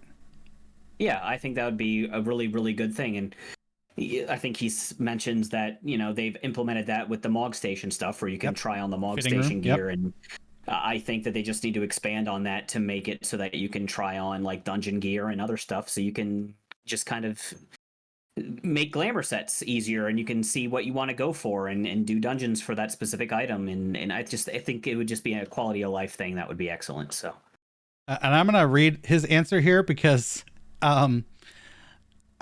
he was actually thinking about how this would work while answering. No, I mean, since we implemented the fitting room feature for the shop, this actually is possible. We can do this, but I'm thinking more on the management aspect involved and with the equipment that is dropped in specific dungeons, as well as equipment which is craftable. When I say ID instance dungeons, I don't mean instances, but the item ID itself. It will also change the management data, which when changing locations as well, carry the 1, cross out the P, he starts to mumble. So this isn't impossible to pull off, mumble more calculations in his head. I do think this is actually possible, although it may take some time in doing. So I'm going to move forward with this idea and see if we can come out with it. Awesome. Like his brain, it works in such an incredible way. Like he's just, like right off the top, like that and that. Yeah. We should be able to do that. That's awesome. He's such a cool guy. I want to have a cigarette with him at FenFest. And be like, and selfie. I do remember, next question. I do remember there was a conversation about implementing joint ownership account for personal housing, but I haven't heard updates here. So I'd like to know if there are any updates on this. Yoshi-P says about this, due to how the priority we have for other housing related to currently higher in the list right now, we can't really touch on this one yet. We, as already mentioned a little during the PLL earlier, our priority right now is further optimization and additional more housing wards, please, yes, so that more players who want a house can obtain them, so we have to invest our cost in this. So please wait a bit. I think it's not a good thing to do, because part of this is they've instituted 1 character per server can get a house now. Yeah. So you can't have 8 characters on 1 server and have 8 houses. So you start crossing that with 2 people own the home. That's another layer of checks that you have to go through. I also think that just leads to issues where, friend A is no longer friendly with friend B, and jacks everything in the house. And then what, is Square supposed to do something about it? No, you let them have a joint venture in the house. If they want to take everything, it's theirs too. Like, I just think that opens a can of worms, and I don't think they should actually do that. Yeah, I agree with you. I think there's other housing things they need to be focusing on before they do this. So, that too. Next set of questions. I can roughly tell that your daily task would consist of addressing tasks on hand, but I would like to know what are the points you consider important when balancing work and private life, as well as what you consider important when increasing work productivity and your mindset on the matter, if any. This is quite interesting, and I kind of actually knew the answer. He doesn't have a private life. This is his life. His work life and private life are one and the same. So he doesn't have to balance work and private life, and it's not relevant to him whatsoever. And he also said, sorry to say this, but I don't think of this as a job at all, which is awesome. Like, if he thought this was a job and it just got too tiring for him, like you could see the end of Yoshi-P and he wouldn't make it through his 10-year plan, and let alone the thoughts of, doing more Final Fantasies and maybe his own Final Fantasy from the ground up. So I think that I'm encouraged that he just loves his work. Yeah. That's really refreshing to hear. It's nice to have somebody who really enjoys their work like that. I hope to have that someday myself. Next question. A question from Yoshi-P as a warrior of light here. Throughout ARR to Endwalker, are there any dialogue lines that are your favorite, or is there one that left the most impact to you? He said that's really hard to answer. Well, I do have several dialogue longs that I like, but to pinpoint one specific, not something I can easily do. But one thing I want to convey through 14, the most is that there's no such thing as absolute harmony in that world, and interpretations can change depending on position and stance. Yeah, I mean, let's just look at the Griffin himself. Like, from his point of view, things needed to change, and he was willing to sacrifice his life to make things happen, which brought about Shinryu. So, like, it's all depending on your point of view. I mean, everyone has the point of view of the Warrior of Light, but like, if you really wanted to put yourself in the shoes of another character, you could see things in a whole different light. Yeah. I mean, I don't think he gives a specific answer on the dialogue, like he said, but like, it's more like, these are the themes that I really enjoy about the game, and I think this is what you should take away from the story. And I think that's an interesting answer, though it is kind of avoiding the question altogether. But it's an interesting answer for sure. I mean, didn't we all, take time? Like, all of us take time to be in Emmett's shoes during Shadowbringers. Like, how many people cried when he died, and he's all like, "Just remember that we once lived," right? Like, oh my God, I'm crying now. I miss you, Emmett. Next question. This is about Black Mage. Since MP regenerate tick is not currently constant, makes it hard to play Black Mage, as I have to keep monitoring the MP bar. So my question is, will it be possible to make the MP recovering timing constant? Right. I'm sorry, this is nothing we can do about it, since it involves server timer here. They got the whole 3-second server tick. That's just, everything's going to revolve around it. If they change that, they're changing the entire combat system. So while this isn't possible, we do think of wanting to make it so that it's not necessary. This won't happen in 1 or 2 patches, but I do agree that this isn't a good thing. So we are trying to find ways to ensure there is no need to make the recovery timing constant. And I'm guessing that they're maybe talking about the way the rotation is. Like, you will have to spend some time in ice. You can't just go ice and be there, 3 seconds and then be back in fire. I honestly have no idea how else they would fix that for Black Mage itself. I mean, yeah, it has to be something rotational, right? Or an ability that makes it so that you don't have to wait until your MP's all the way up to max to go back into fire, right? Like, that's the biggest issue I think Black Mages are having. So I think they want to try to find a way to work around it instead of making the ticks like constant, like the guy asked for. So I don't know. I guess we'll have to see what they do. What would be cool? You get the Umbral Hearts in Ice Phase. Like, what if using them and then you build in fire the, Astral Hearts for Ice Phase, and then you have to use all them, but you're forced to get all your MP back because you're in Ice Phase, and it just kind of naturally allows you then to... Yeah. That's a way to do it, yeah. I'm a dev in my part-time, just... Sure. Question 4. I've had a lot of fun playing Ishgard Restoration. Are there plans to implement any content that is like Ishgard Restoration, like ranking type content that involves crafting and gathering, or content that uses high difficulty recipes in the future? Yoshi-P, according to the ones we picked up recently on ideas we want to implement in the future. Well, it's not that we don't have one, but currently don't have concrete plans on where and when we'll create content like this again. And since we're working on something major like Island Sanctuary, and we've previously worked on a major content like Ishgard Restoration, it'll require a amount of people from certain sections of work on it for to tackle content on that scale again. If you don't mind smaller scale of that content, then it's definitely a possibility. I mean, we got a little bit of expert recipes. I know that's like super small piece of content that ties into Island Sanctuary and getting the water fountain.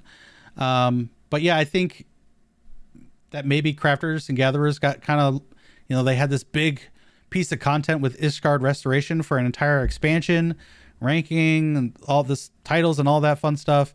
I think this expansion, they've kind of been left in the lurch a little bit. And I'm kind of hoping, and I hope they get, relics this expansion as well. What do you think?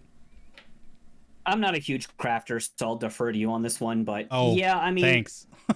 I guess. I mean, you're doing a lot more than I am right now, but um, I think that they're focusing they're focusing their time on making other content than just doing a whole nother Ishgard restoration. Like they kind of said here, like Island Sanctuary has kind of taken the time that they would have spent on Ishgard restoration. So I guess I understand what they're saying. If you want more smaller scale crafting stuff, that they could probably do that. But anything big like Ishgard restoration is probably not going to be coming at least for a while. So Yeah. but yeah, I mean, I would like to see relics for crafters. I think that it gives them something to work towards, right? So I think that they'll probably do something like that, but I guess we'll see. I've seen those tools, man. They look pretty snazzy. Mm-hmm. Those relic tools. Next question. I'm very pleased with the photo book service available. I want to offer an offshoot service that involves creating acrylic stand of my own character. So are there plans for one? I want to work with a 3D printer companies and come out with some kind of machine services. And if we are to go with it, it'll cost 20 to 30k yen, which would be like 140 to 200 plus dollars to make one. But as long as the result looks good, I think it's worth a try. And that's what I'm thinking here. I mean, this would allow for good memories, and you could use it as a present gift too. So I definitely will want to do it if he can. That sounds cool. What would you think? Would you Sure. like a machined, Piers Harvey on your wall? Yeah. I mean, it depends on how much it would cost me, but yeah, it would be cool. I think that it would be really nifty, but I mean, it all comes down to the price point, man. You Yeah, it said a does. couple hundred. I don't know about that. Yeah. And knowing Square Enix and the way they price gouge, that's like the base. Square would then put like a premium on that and make it like $300 to $400. So I don't know about that. If we go to Yeah. FanFest and they give us a voucher for one, that would be sick. Mm-hmm. In yours, we have ingredients to make omelet rice, but the omelet rice furnishing is not available in game yet. I really love omelet rice, and I've been wanting to see furnishings related to omelet rice available in game someday. These are the questions. These are the Peaches questions that. Omelet rice is like a big thing in Japan. It's like a thing. So I don't know. I whatever. Yeah. Um, okay. Hopefully they put it in the game for you. I mean, they put in new food like every other patch, so I guess why not? So at some point, there'll be omelet rice, I guess. This is a question related to the second half of P8S. There was a mechanic where we are required to create Phoenix out of all composites. Oh my god, spoilers! I want to know spoilers. Yeah. where there are any plans for any of the other composite patterns, including the failed ones. About this question, give me a minute. Long pause. Including the failed ones. The failed ones? Well, the other patterns initially. However, I told them, we're going to skip this question because I don't want to read any further. We haven't gotten to that point. Yeah, that's fine. Have you spoiled yourself on that? Only a little bit, and I do know that there was a mechanic where you had to create Phoenix, and it's really interesting and cool and cinematic. But I won't say anything else. All right, we're gonna move on. I'd like to consult Yoshi-P about life. I really love buying clothes and games so much that it becomes wasteful. I've been thinking of trying to seal my wallet, but do you have better suggestions? There's this one, and there's one. I think on the next one. Like Yoshi-P goes into full blown like therapist mode, which is like crazy. Like I know it's a 14-hour broadcast and you need to kind of fill time. But for him to take and it seemed like real like time and mental effort to really want to help this person with their managing of their life finances. Again, another thing that just makes me love this man, like that he cares about his community, not just pumping out a product and hope the company makes money. Like he cares about people. Totally refreshing, totally awesome. What do you think? Yeah, it's cool, but it's not really much to discuss. Just Yoshi talking to this dude about spending your money smartly, or intelligently. Yeah. So If you can't afford it, Cool. if you can't pay your bills and get it, then don't get it. Yeah. Regarding side quests, one thing I found out is that the NPC where you fetch the side quest on you will disappear once you clear them. And considering you went out your way to establish connection with them, feels like a waste, and you couldn't even enact conversations with them anymore after clearing it. So I want to know if we can still have conversations with the NPCs even after clearing the side quests that involve them. Wow. I mean, they're side quests, my friend. Like, okay, I get. I've just never gotten like an emotional attachment to a side quest NPC. Maybe I'm the weird one. Are you a weird one too? Or are you connecting with, these side quest NPCs on this level? I mean, it depends on the side quest. If there are some where the characters don't even have names, right? And they're just like concerned citizen. And then once you do their thing and they go away, it's like, okay. And I think he even puts it here. It's like, if we did this, there'd be NPCs all over the map that would just be sitting there and it would just kind of clutter up the map.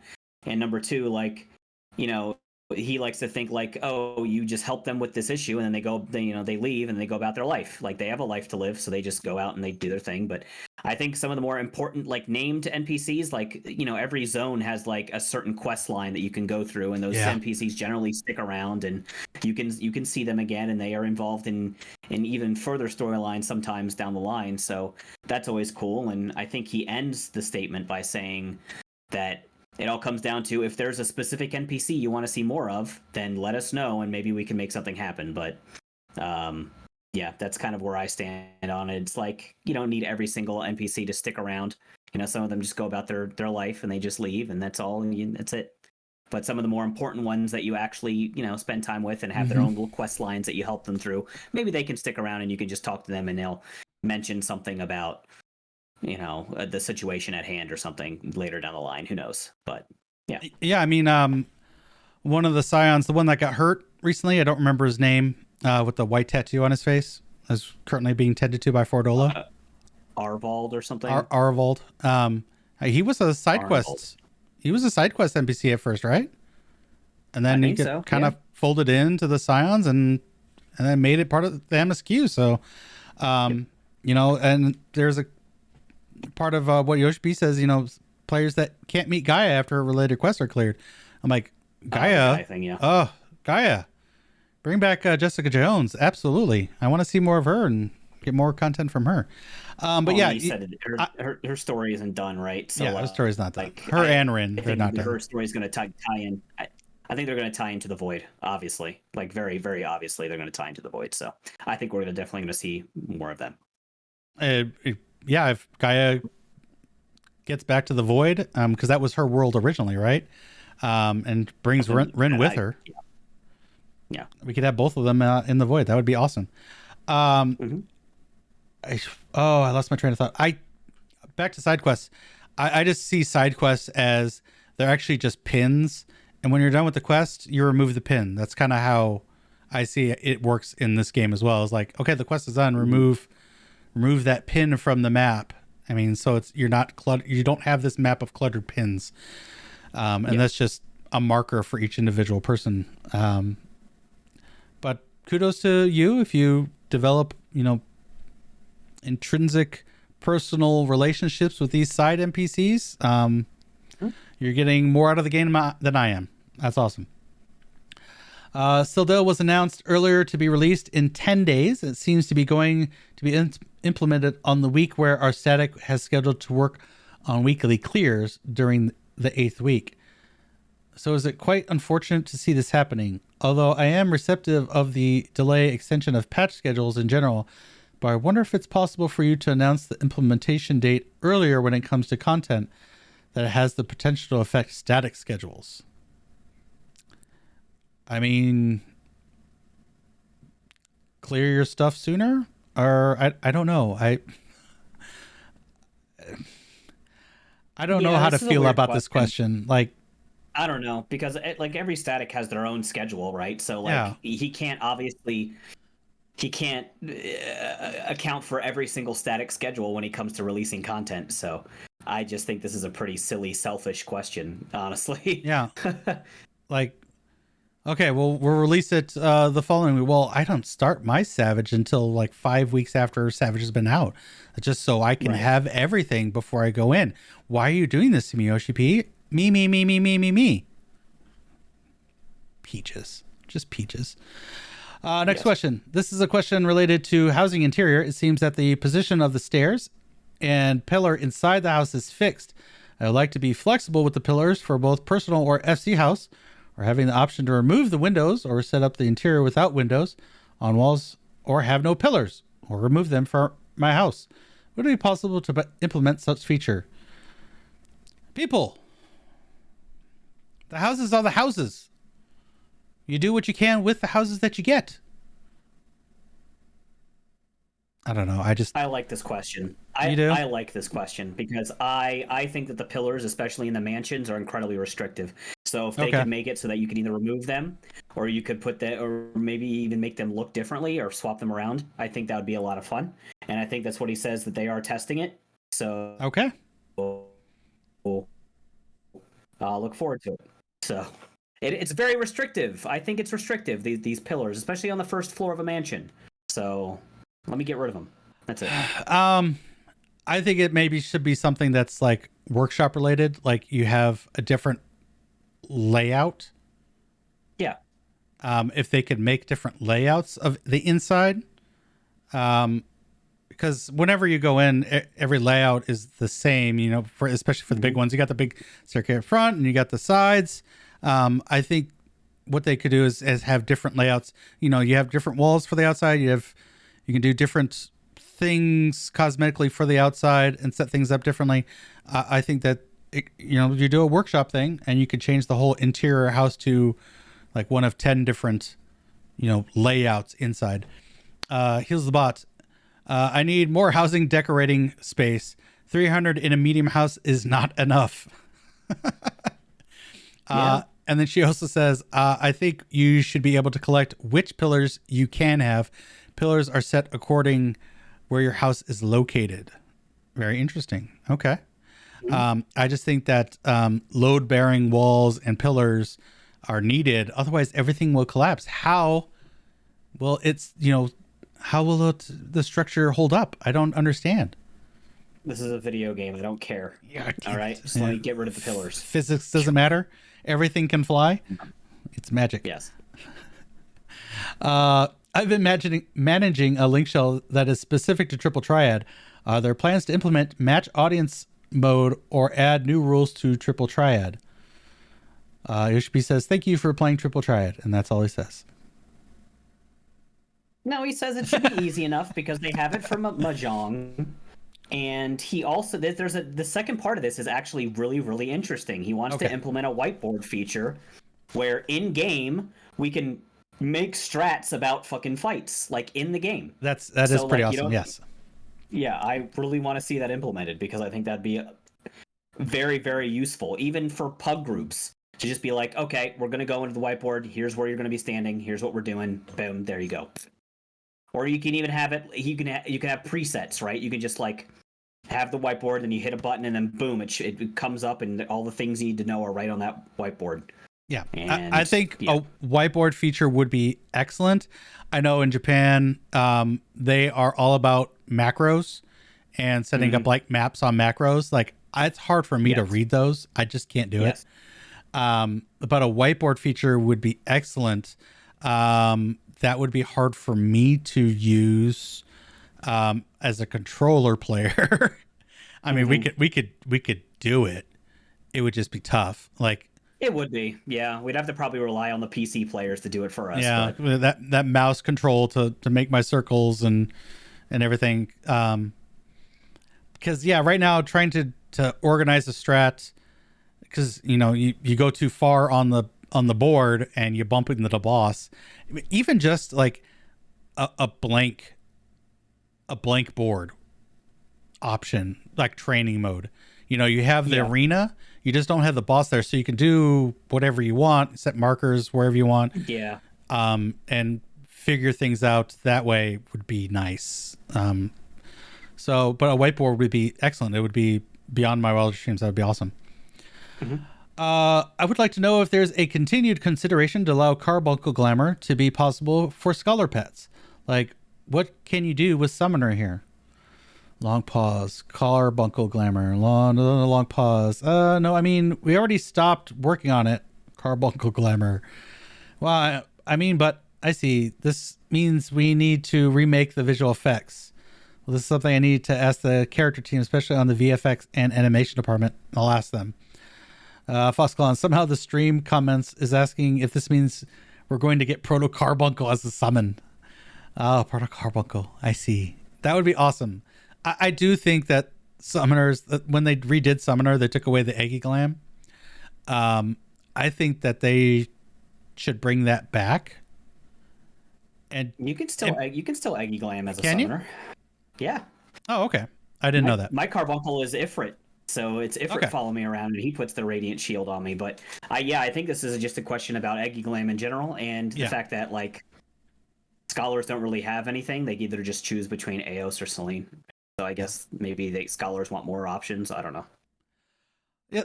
Yeah, I think scholars should have more options. Especially with now pixies, and we got different color pixies. That should be an option. There's all sorts of different flying, minions that they can make into their fairies. There's a long list of primals, and like you could just make it, the primal minions be the Eggy Glamour, right? Sure, you could. I want a Susano. Well, you just use the Eggy Glamour, maybe make it a little bit, the minion, make it a little bit bigger. Yeah. Why not? So I got my Susano weapon with my Susano barding, my Susano minion out with my Susano Eggy Glam. Bam. Sure. Let's go crazy. Yeah, let's go crazy. Why not? Want to go nuts? Let's go nuts. Please tell us the voice actor for Serio. Also, there are several entries in external sites that made a guess on the voice for certain uncredited characters, so it's possible I'd like to have their names credited somewhere. I see. This isn't a question I could provide an answer to immediately, so please allow me to confirm beforehand. Probably will need to ask the development department. There's also require us to confirm the non-Japanese voices as well, yes? Since we can't just name the Japanese ones. This is something we'll have to confirm, but if you have any character you'd like to know aside from Sarah, please post your question in the forums, and they will tend to your request. Someone just really wants to know who voiced Siriu and some of the other side characters that I guess aren't credited. So cool, I guess. Yeah. I mean, I think everyone should be credited if they do voice work. I agree with you. Yeah. So cool. Yeah. They should be. Yeah. That is kind of weird. Where would they be credited? Like there are credits at the end of an expansion, but like mid-patch stuff doesn't really get anything. Maybe you do another credit sequence at like 6.5 or something, or the 0.5 series. Do they do one at 6.5 and in the 0.5s? It's been a long time, but I feel like if they're gonna put the credits anywhere, they should put it there, and then just have all the voices for all the 0.1, 0.3, all that stuff. Yeah, that makes sense. For this Savage, there seems to be a serious lack of healer participation going on. My question here to you is, are you aware of the reason, and is there something you will reflect on? If there are, and if any, are there plans to address this issue that is within the means and intention of the dev team? And if there is, may I know the plan to address the issue? Another super long pause. Things to reflect on. I didn't actually read this one. Did you read this one? Yes. I'm rereading it to summarize, but let me see. Extremely, I mean, simply due to the healer population in general, as well as the population of raiders participating in this tier. I finally understand what they mean by healer participation. They don't mean that healers aren't doing anything in the fights, but that healers aren't joining. Yeah, healers aren't... there's a lack of healers. Yes, the lack of healers in Better Party phrase. Finder. That's why the green river is what they're saying, as in you go into the Party Finder and there's nothing but green open slots. That's what they mean by the green river. Okay. I guess they're just healers this tier have been taxed a lot more than usual. I think healing in this tier of Abyssos has been a lot more difficult than it has been in the past, and I think it's intimidating a lot of healers. So I love it. I love that challenge. I think it's great.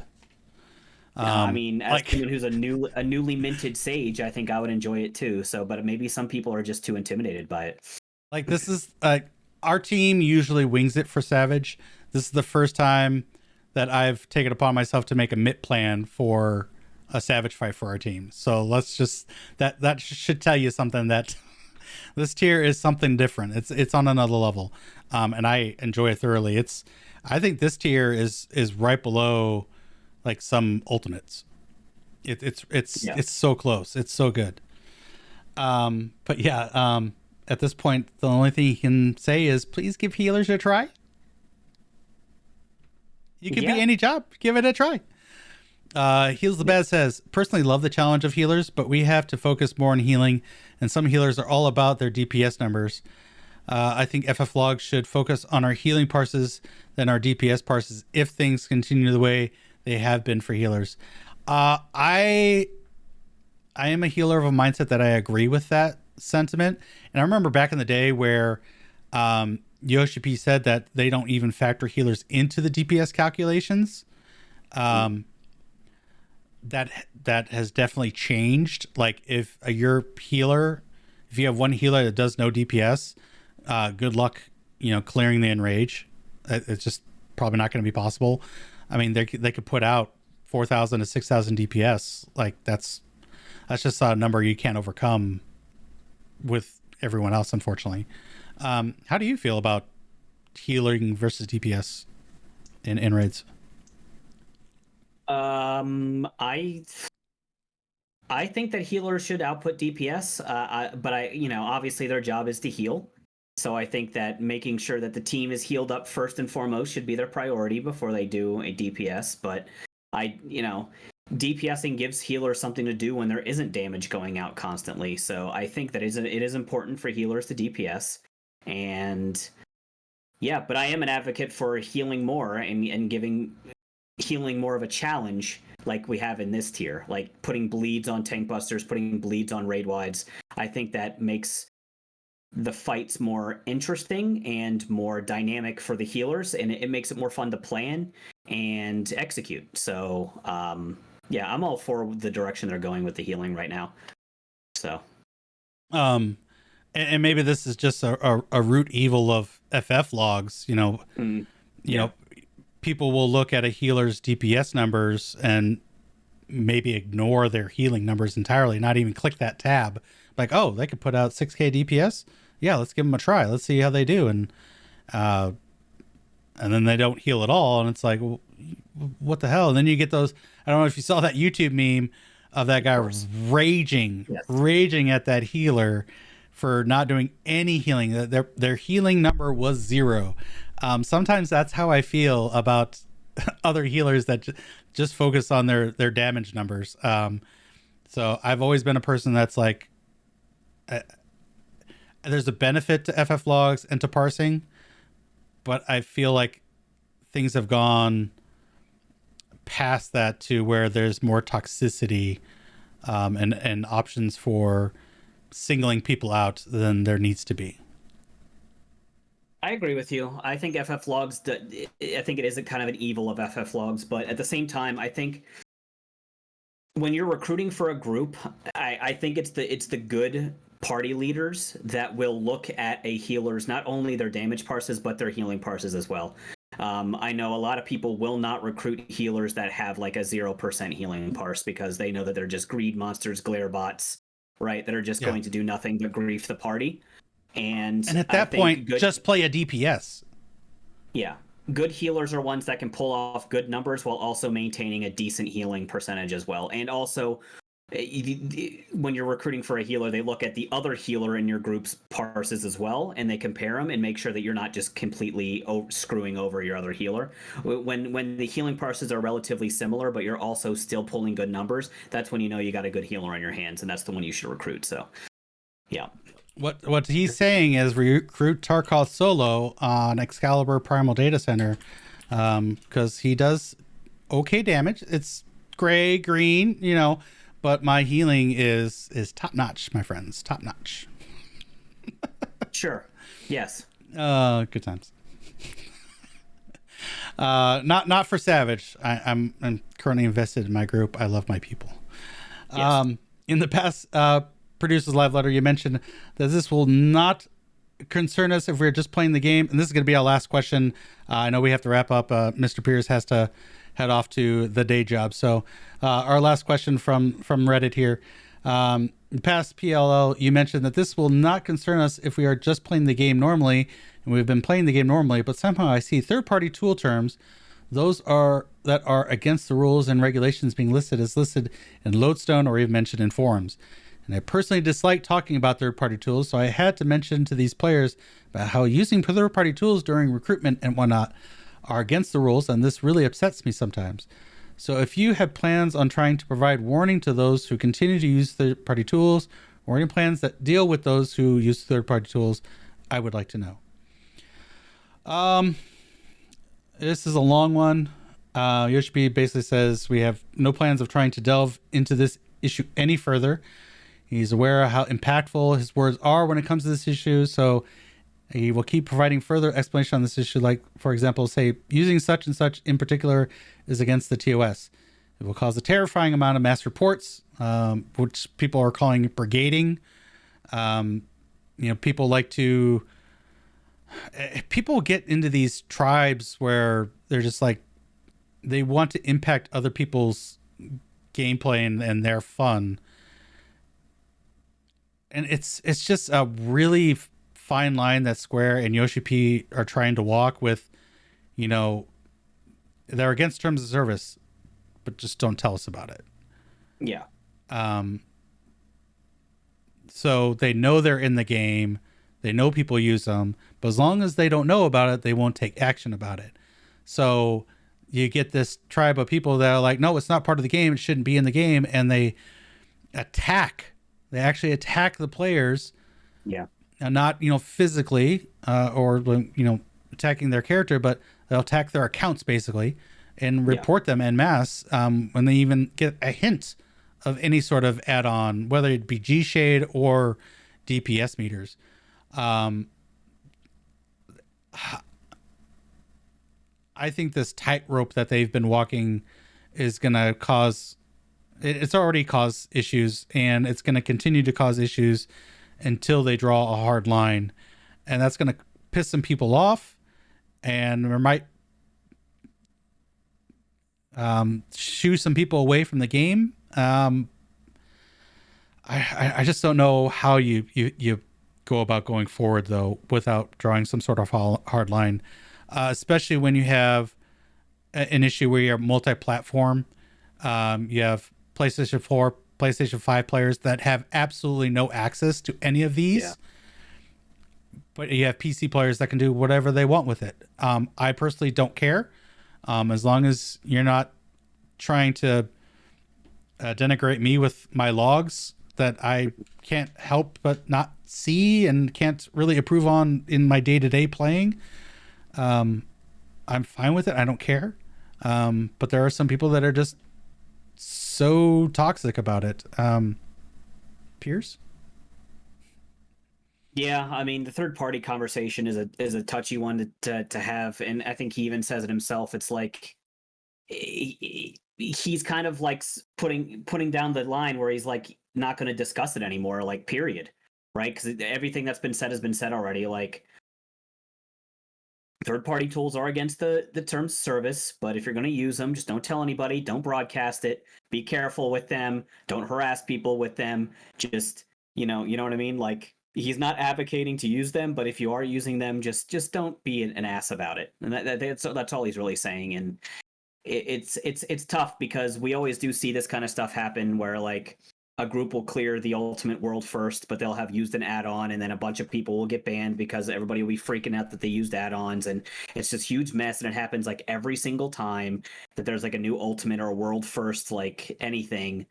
Yep. And it's just a thing that just happens over and over again. And I just don't think there's any way to really get away from it, because I think taking away all third-party tools would be a detriment to the game. I do like being able to, even though I'm a PS5 player, I like being able to check how much damage I'm doing and improve, and making sure that I'm improving on my play. And it's always good to have that satisfaction to know that I am playing better from week to week. And I want to be able to use those tools, but at the same time, I understand that it can be used for griefing and stuff. And so it's just a touchy subject. And I'm someone who, like you said, I just don't care if people use third-party tools or not. I think that there are some third-party tools that maybe take it a little too far. I think CACBot does take it a little too far. I don't like that people can to know mechanics before the mechanic even happens.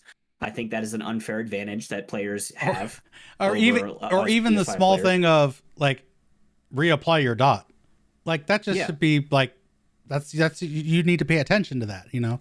And I will be one to say, yeah, sometimes I forget to put my dot up, but like when I hear that, it grates on me. It's like, that's just, you're letting the computer do your job for you at that point. Part of the challenge, right? Yeah. Keep reapplying your dot is part of the challenge of some of these jobs. And I think it takes away the challenge when you have a robot telling you to do it, right? Not to denigrate anybody who does that. Maybe people have less focus and can't really do, you know what I mean? There's that kind of situation, but I don't know. I think there is like a fine line, but I just kind of don't care. I'm somebody who's just willing to live and let live when it comes to third-party tools. So, yep.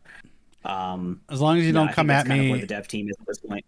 Yeah, and I think that's where they are too. But again, there's such a segmented player base. Like, I think at some point they're probably going to institute, like an anti-cheating check on it. Because I think with this most recent Ultimate, there were such blatant cheats that were happening. Like the gaze mechanic for the Dooms. The program would be like, "Yep, you're facing the right way." Nope. Oh, bad. That was an awful one. Some crazy ones. Yeah. The ultra high pan view. I wish I had that for some fights. That would be amazing to use.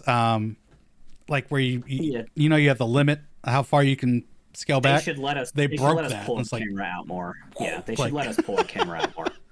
For sure. That should just be a thing to add to the game. Maybe, but I think that's part of the difficulty is that restricted viewing space. That's fair. I guess that's fair, but I'm also someone who I don't think it's a bad thing for us to be able to see everything at the same time. I don't know. Like, I'm not looking forward to when someone finally on my channel redeems you must do a dungeon in first person mode. Like, I'm not looking forward to that. Heck yeah, dude, it's fun. I'm telling you. You've done it? Yes, I've done. I'm the one that gave you the idea. Okay. Bro.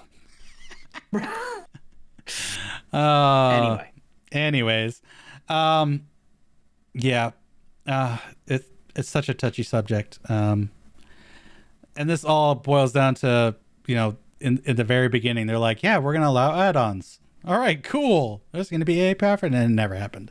Like, yeah, we can't do add-ons. Yeah, it's like, god damn it. Anyways, I know there's more of this Reddit Q&A. Head over to Reddit if you want to see more of it. But we do have to wrap things up here today because Mr. Piers does have to go. And we've been going for quite a while, almost 2.5 hours. So it's been a good time. But until next time, Piers, where can people find you? Well, people can find me at radio_Piers on Twitch. I have been streaming lately. You have? I streamed all of awesome. I've been streaming all of Dark Cloud. I did end up completing that game. I finished the tower, which was like the end game thing, off stream because it was a lot of just grinding and boring and just going through the same stuff. So I decided not to subjugate you guys to that. But because I've done that, I am completely free of Dark Cloud 1, which means we probably will be moving on to Dark Cloud 2 this Sunday. So nice. Look forward to that. Come by to watch me play Dark Cloud 2 or Dark Chronicle if you're from the other regions. But yeah, that's where you can find me. Definitely on Sundays. I've been trying to figure out a consistent schedule for streaming, but definitely on Sundays. And you can also find me on Final Fantasy 14, Piers Harvey, on the Leviathan server, on the Primal Data Center. So come by, hang out. We can do all kinds of stuff. We can do raids. We can do dailies. Anything you want to do, come and hit me up. It'll be a lot of fun. So, yep. But where can people find you, my friend? Oh, so many places. Twitch, Twitter, YouTube, all at Tarkoth Gaming. Let's see, on YouTube, I have started a Let's Play of Diofield Chronicle. We're in the middle of Chapter 2. We're finding that we're going to have to do a lot of grinding on that off stream probably for money, because I don't want to subject, an audience to doing the same mission over and over and over and over again for money, just so I can be maxed out. So, but the initial playthrough of all the missions is going to be there on YouTube. I'm trying to do that every weekday, 8 a.m. Pacific. So if you want to check that out live, I will be there. Hopefully Monday through Friday. On Twitch, play Final Fantasy 14 4 days a week, Tuesday through Friday. And then I have a little alternate adventure currently doing Devil May Cry, stuck on mission 15, trying to get that S rank. It's being a pain in the butt. I think we ran through it like maybe 10 times and still just missing the mark somewhere on that. So we'll continue on that next Monday. You can also find me working with Ready Check Raideo, and that's RAIDEO, where I'm part of a Final Fantasy 14 Square Enix podcast there, The Relic Grind, which typically airs Thursdays, 4 o'clock Pacific, 7 o'clock Eastern. And I also stream there Saturday nights, about 9 p.m., late in the night, 9 p.m. Pacific. And we're finished Live Alive, so that was awesome. We're going to be going to Voice of Cards, which is a typical RPG, but all of the arts and the entire style of the game is done with cards. So that's going to be pretty cool. Other than that, you can find me on Excalibur on the Primal Data Center, Tarkoth Solo. Come by Friday nights. Tonight we do Friday Night Blue. We're going to try to get some blue spells and hopefully start raids soon. So that's going to be absolutely fantabulous. But that will do it from us here. I think we'll be back next week. We'll be talking about Criterion Dungeon and where we stand with our new relic quest, the Manderville weapons. And I think that's about it. I won't be doing the tribe daily yet. I don't do that until I finish all that other stuff. So, but yeah, until next time, y'all take care of yourselves. Stay safe. And remember, Master Control oversees all on the grid. End of line. Bye, guys. Yeah.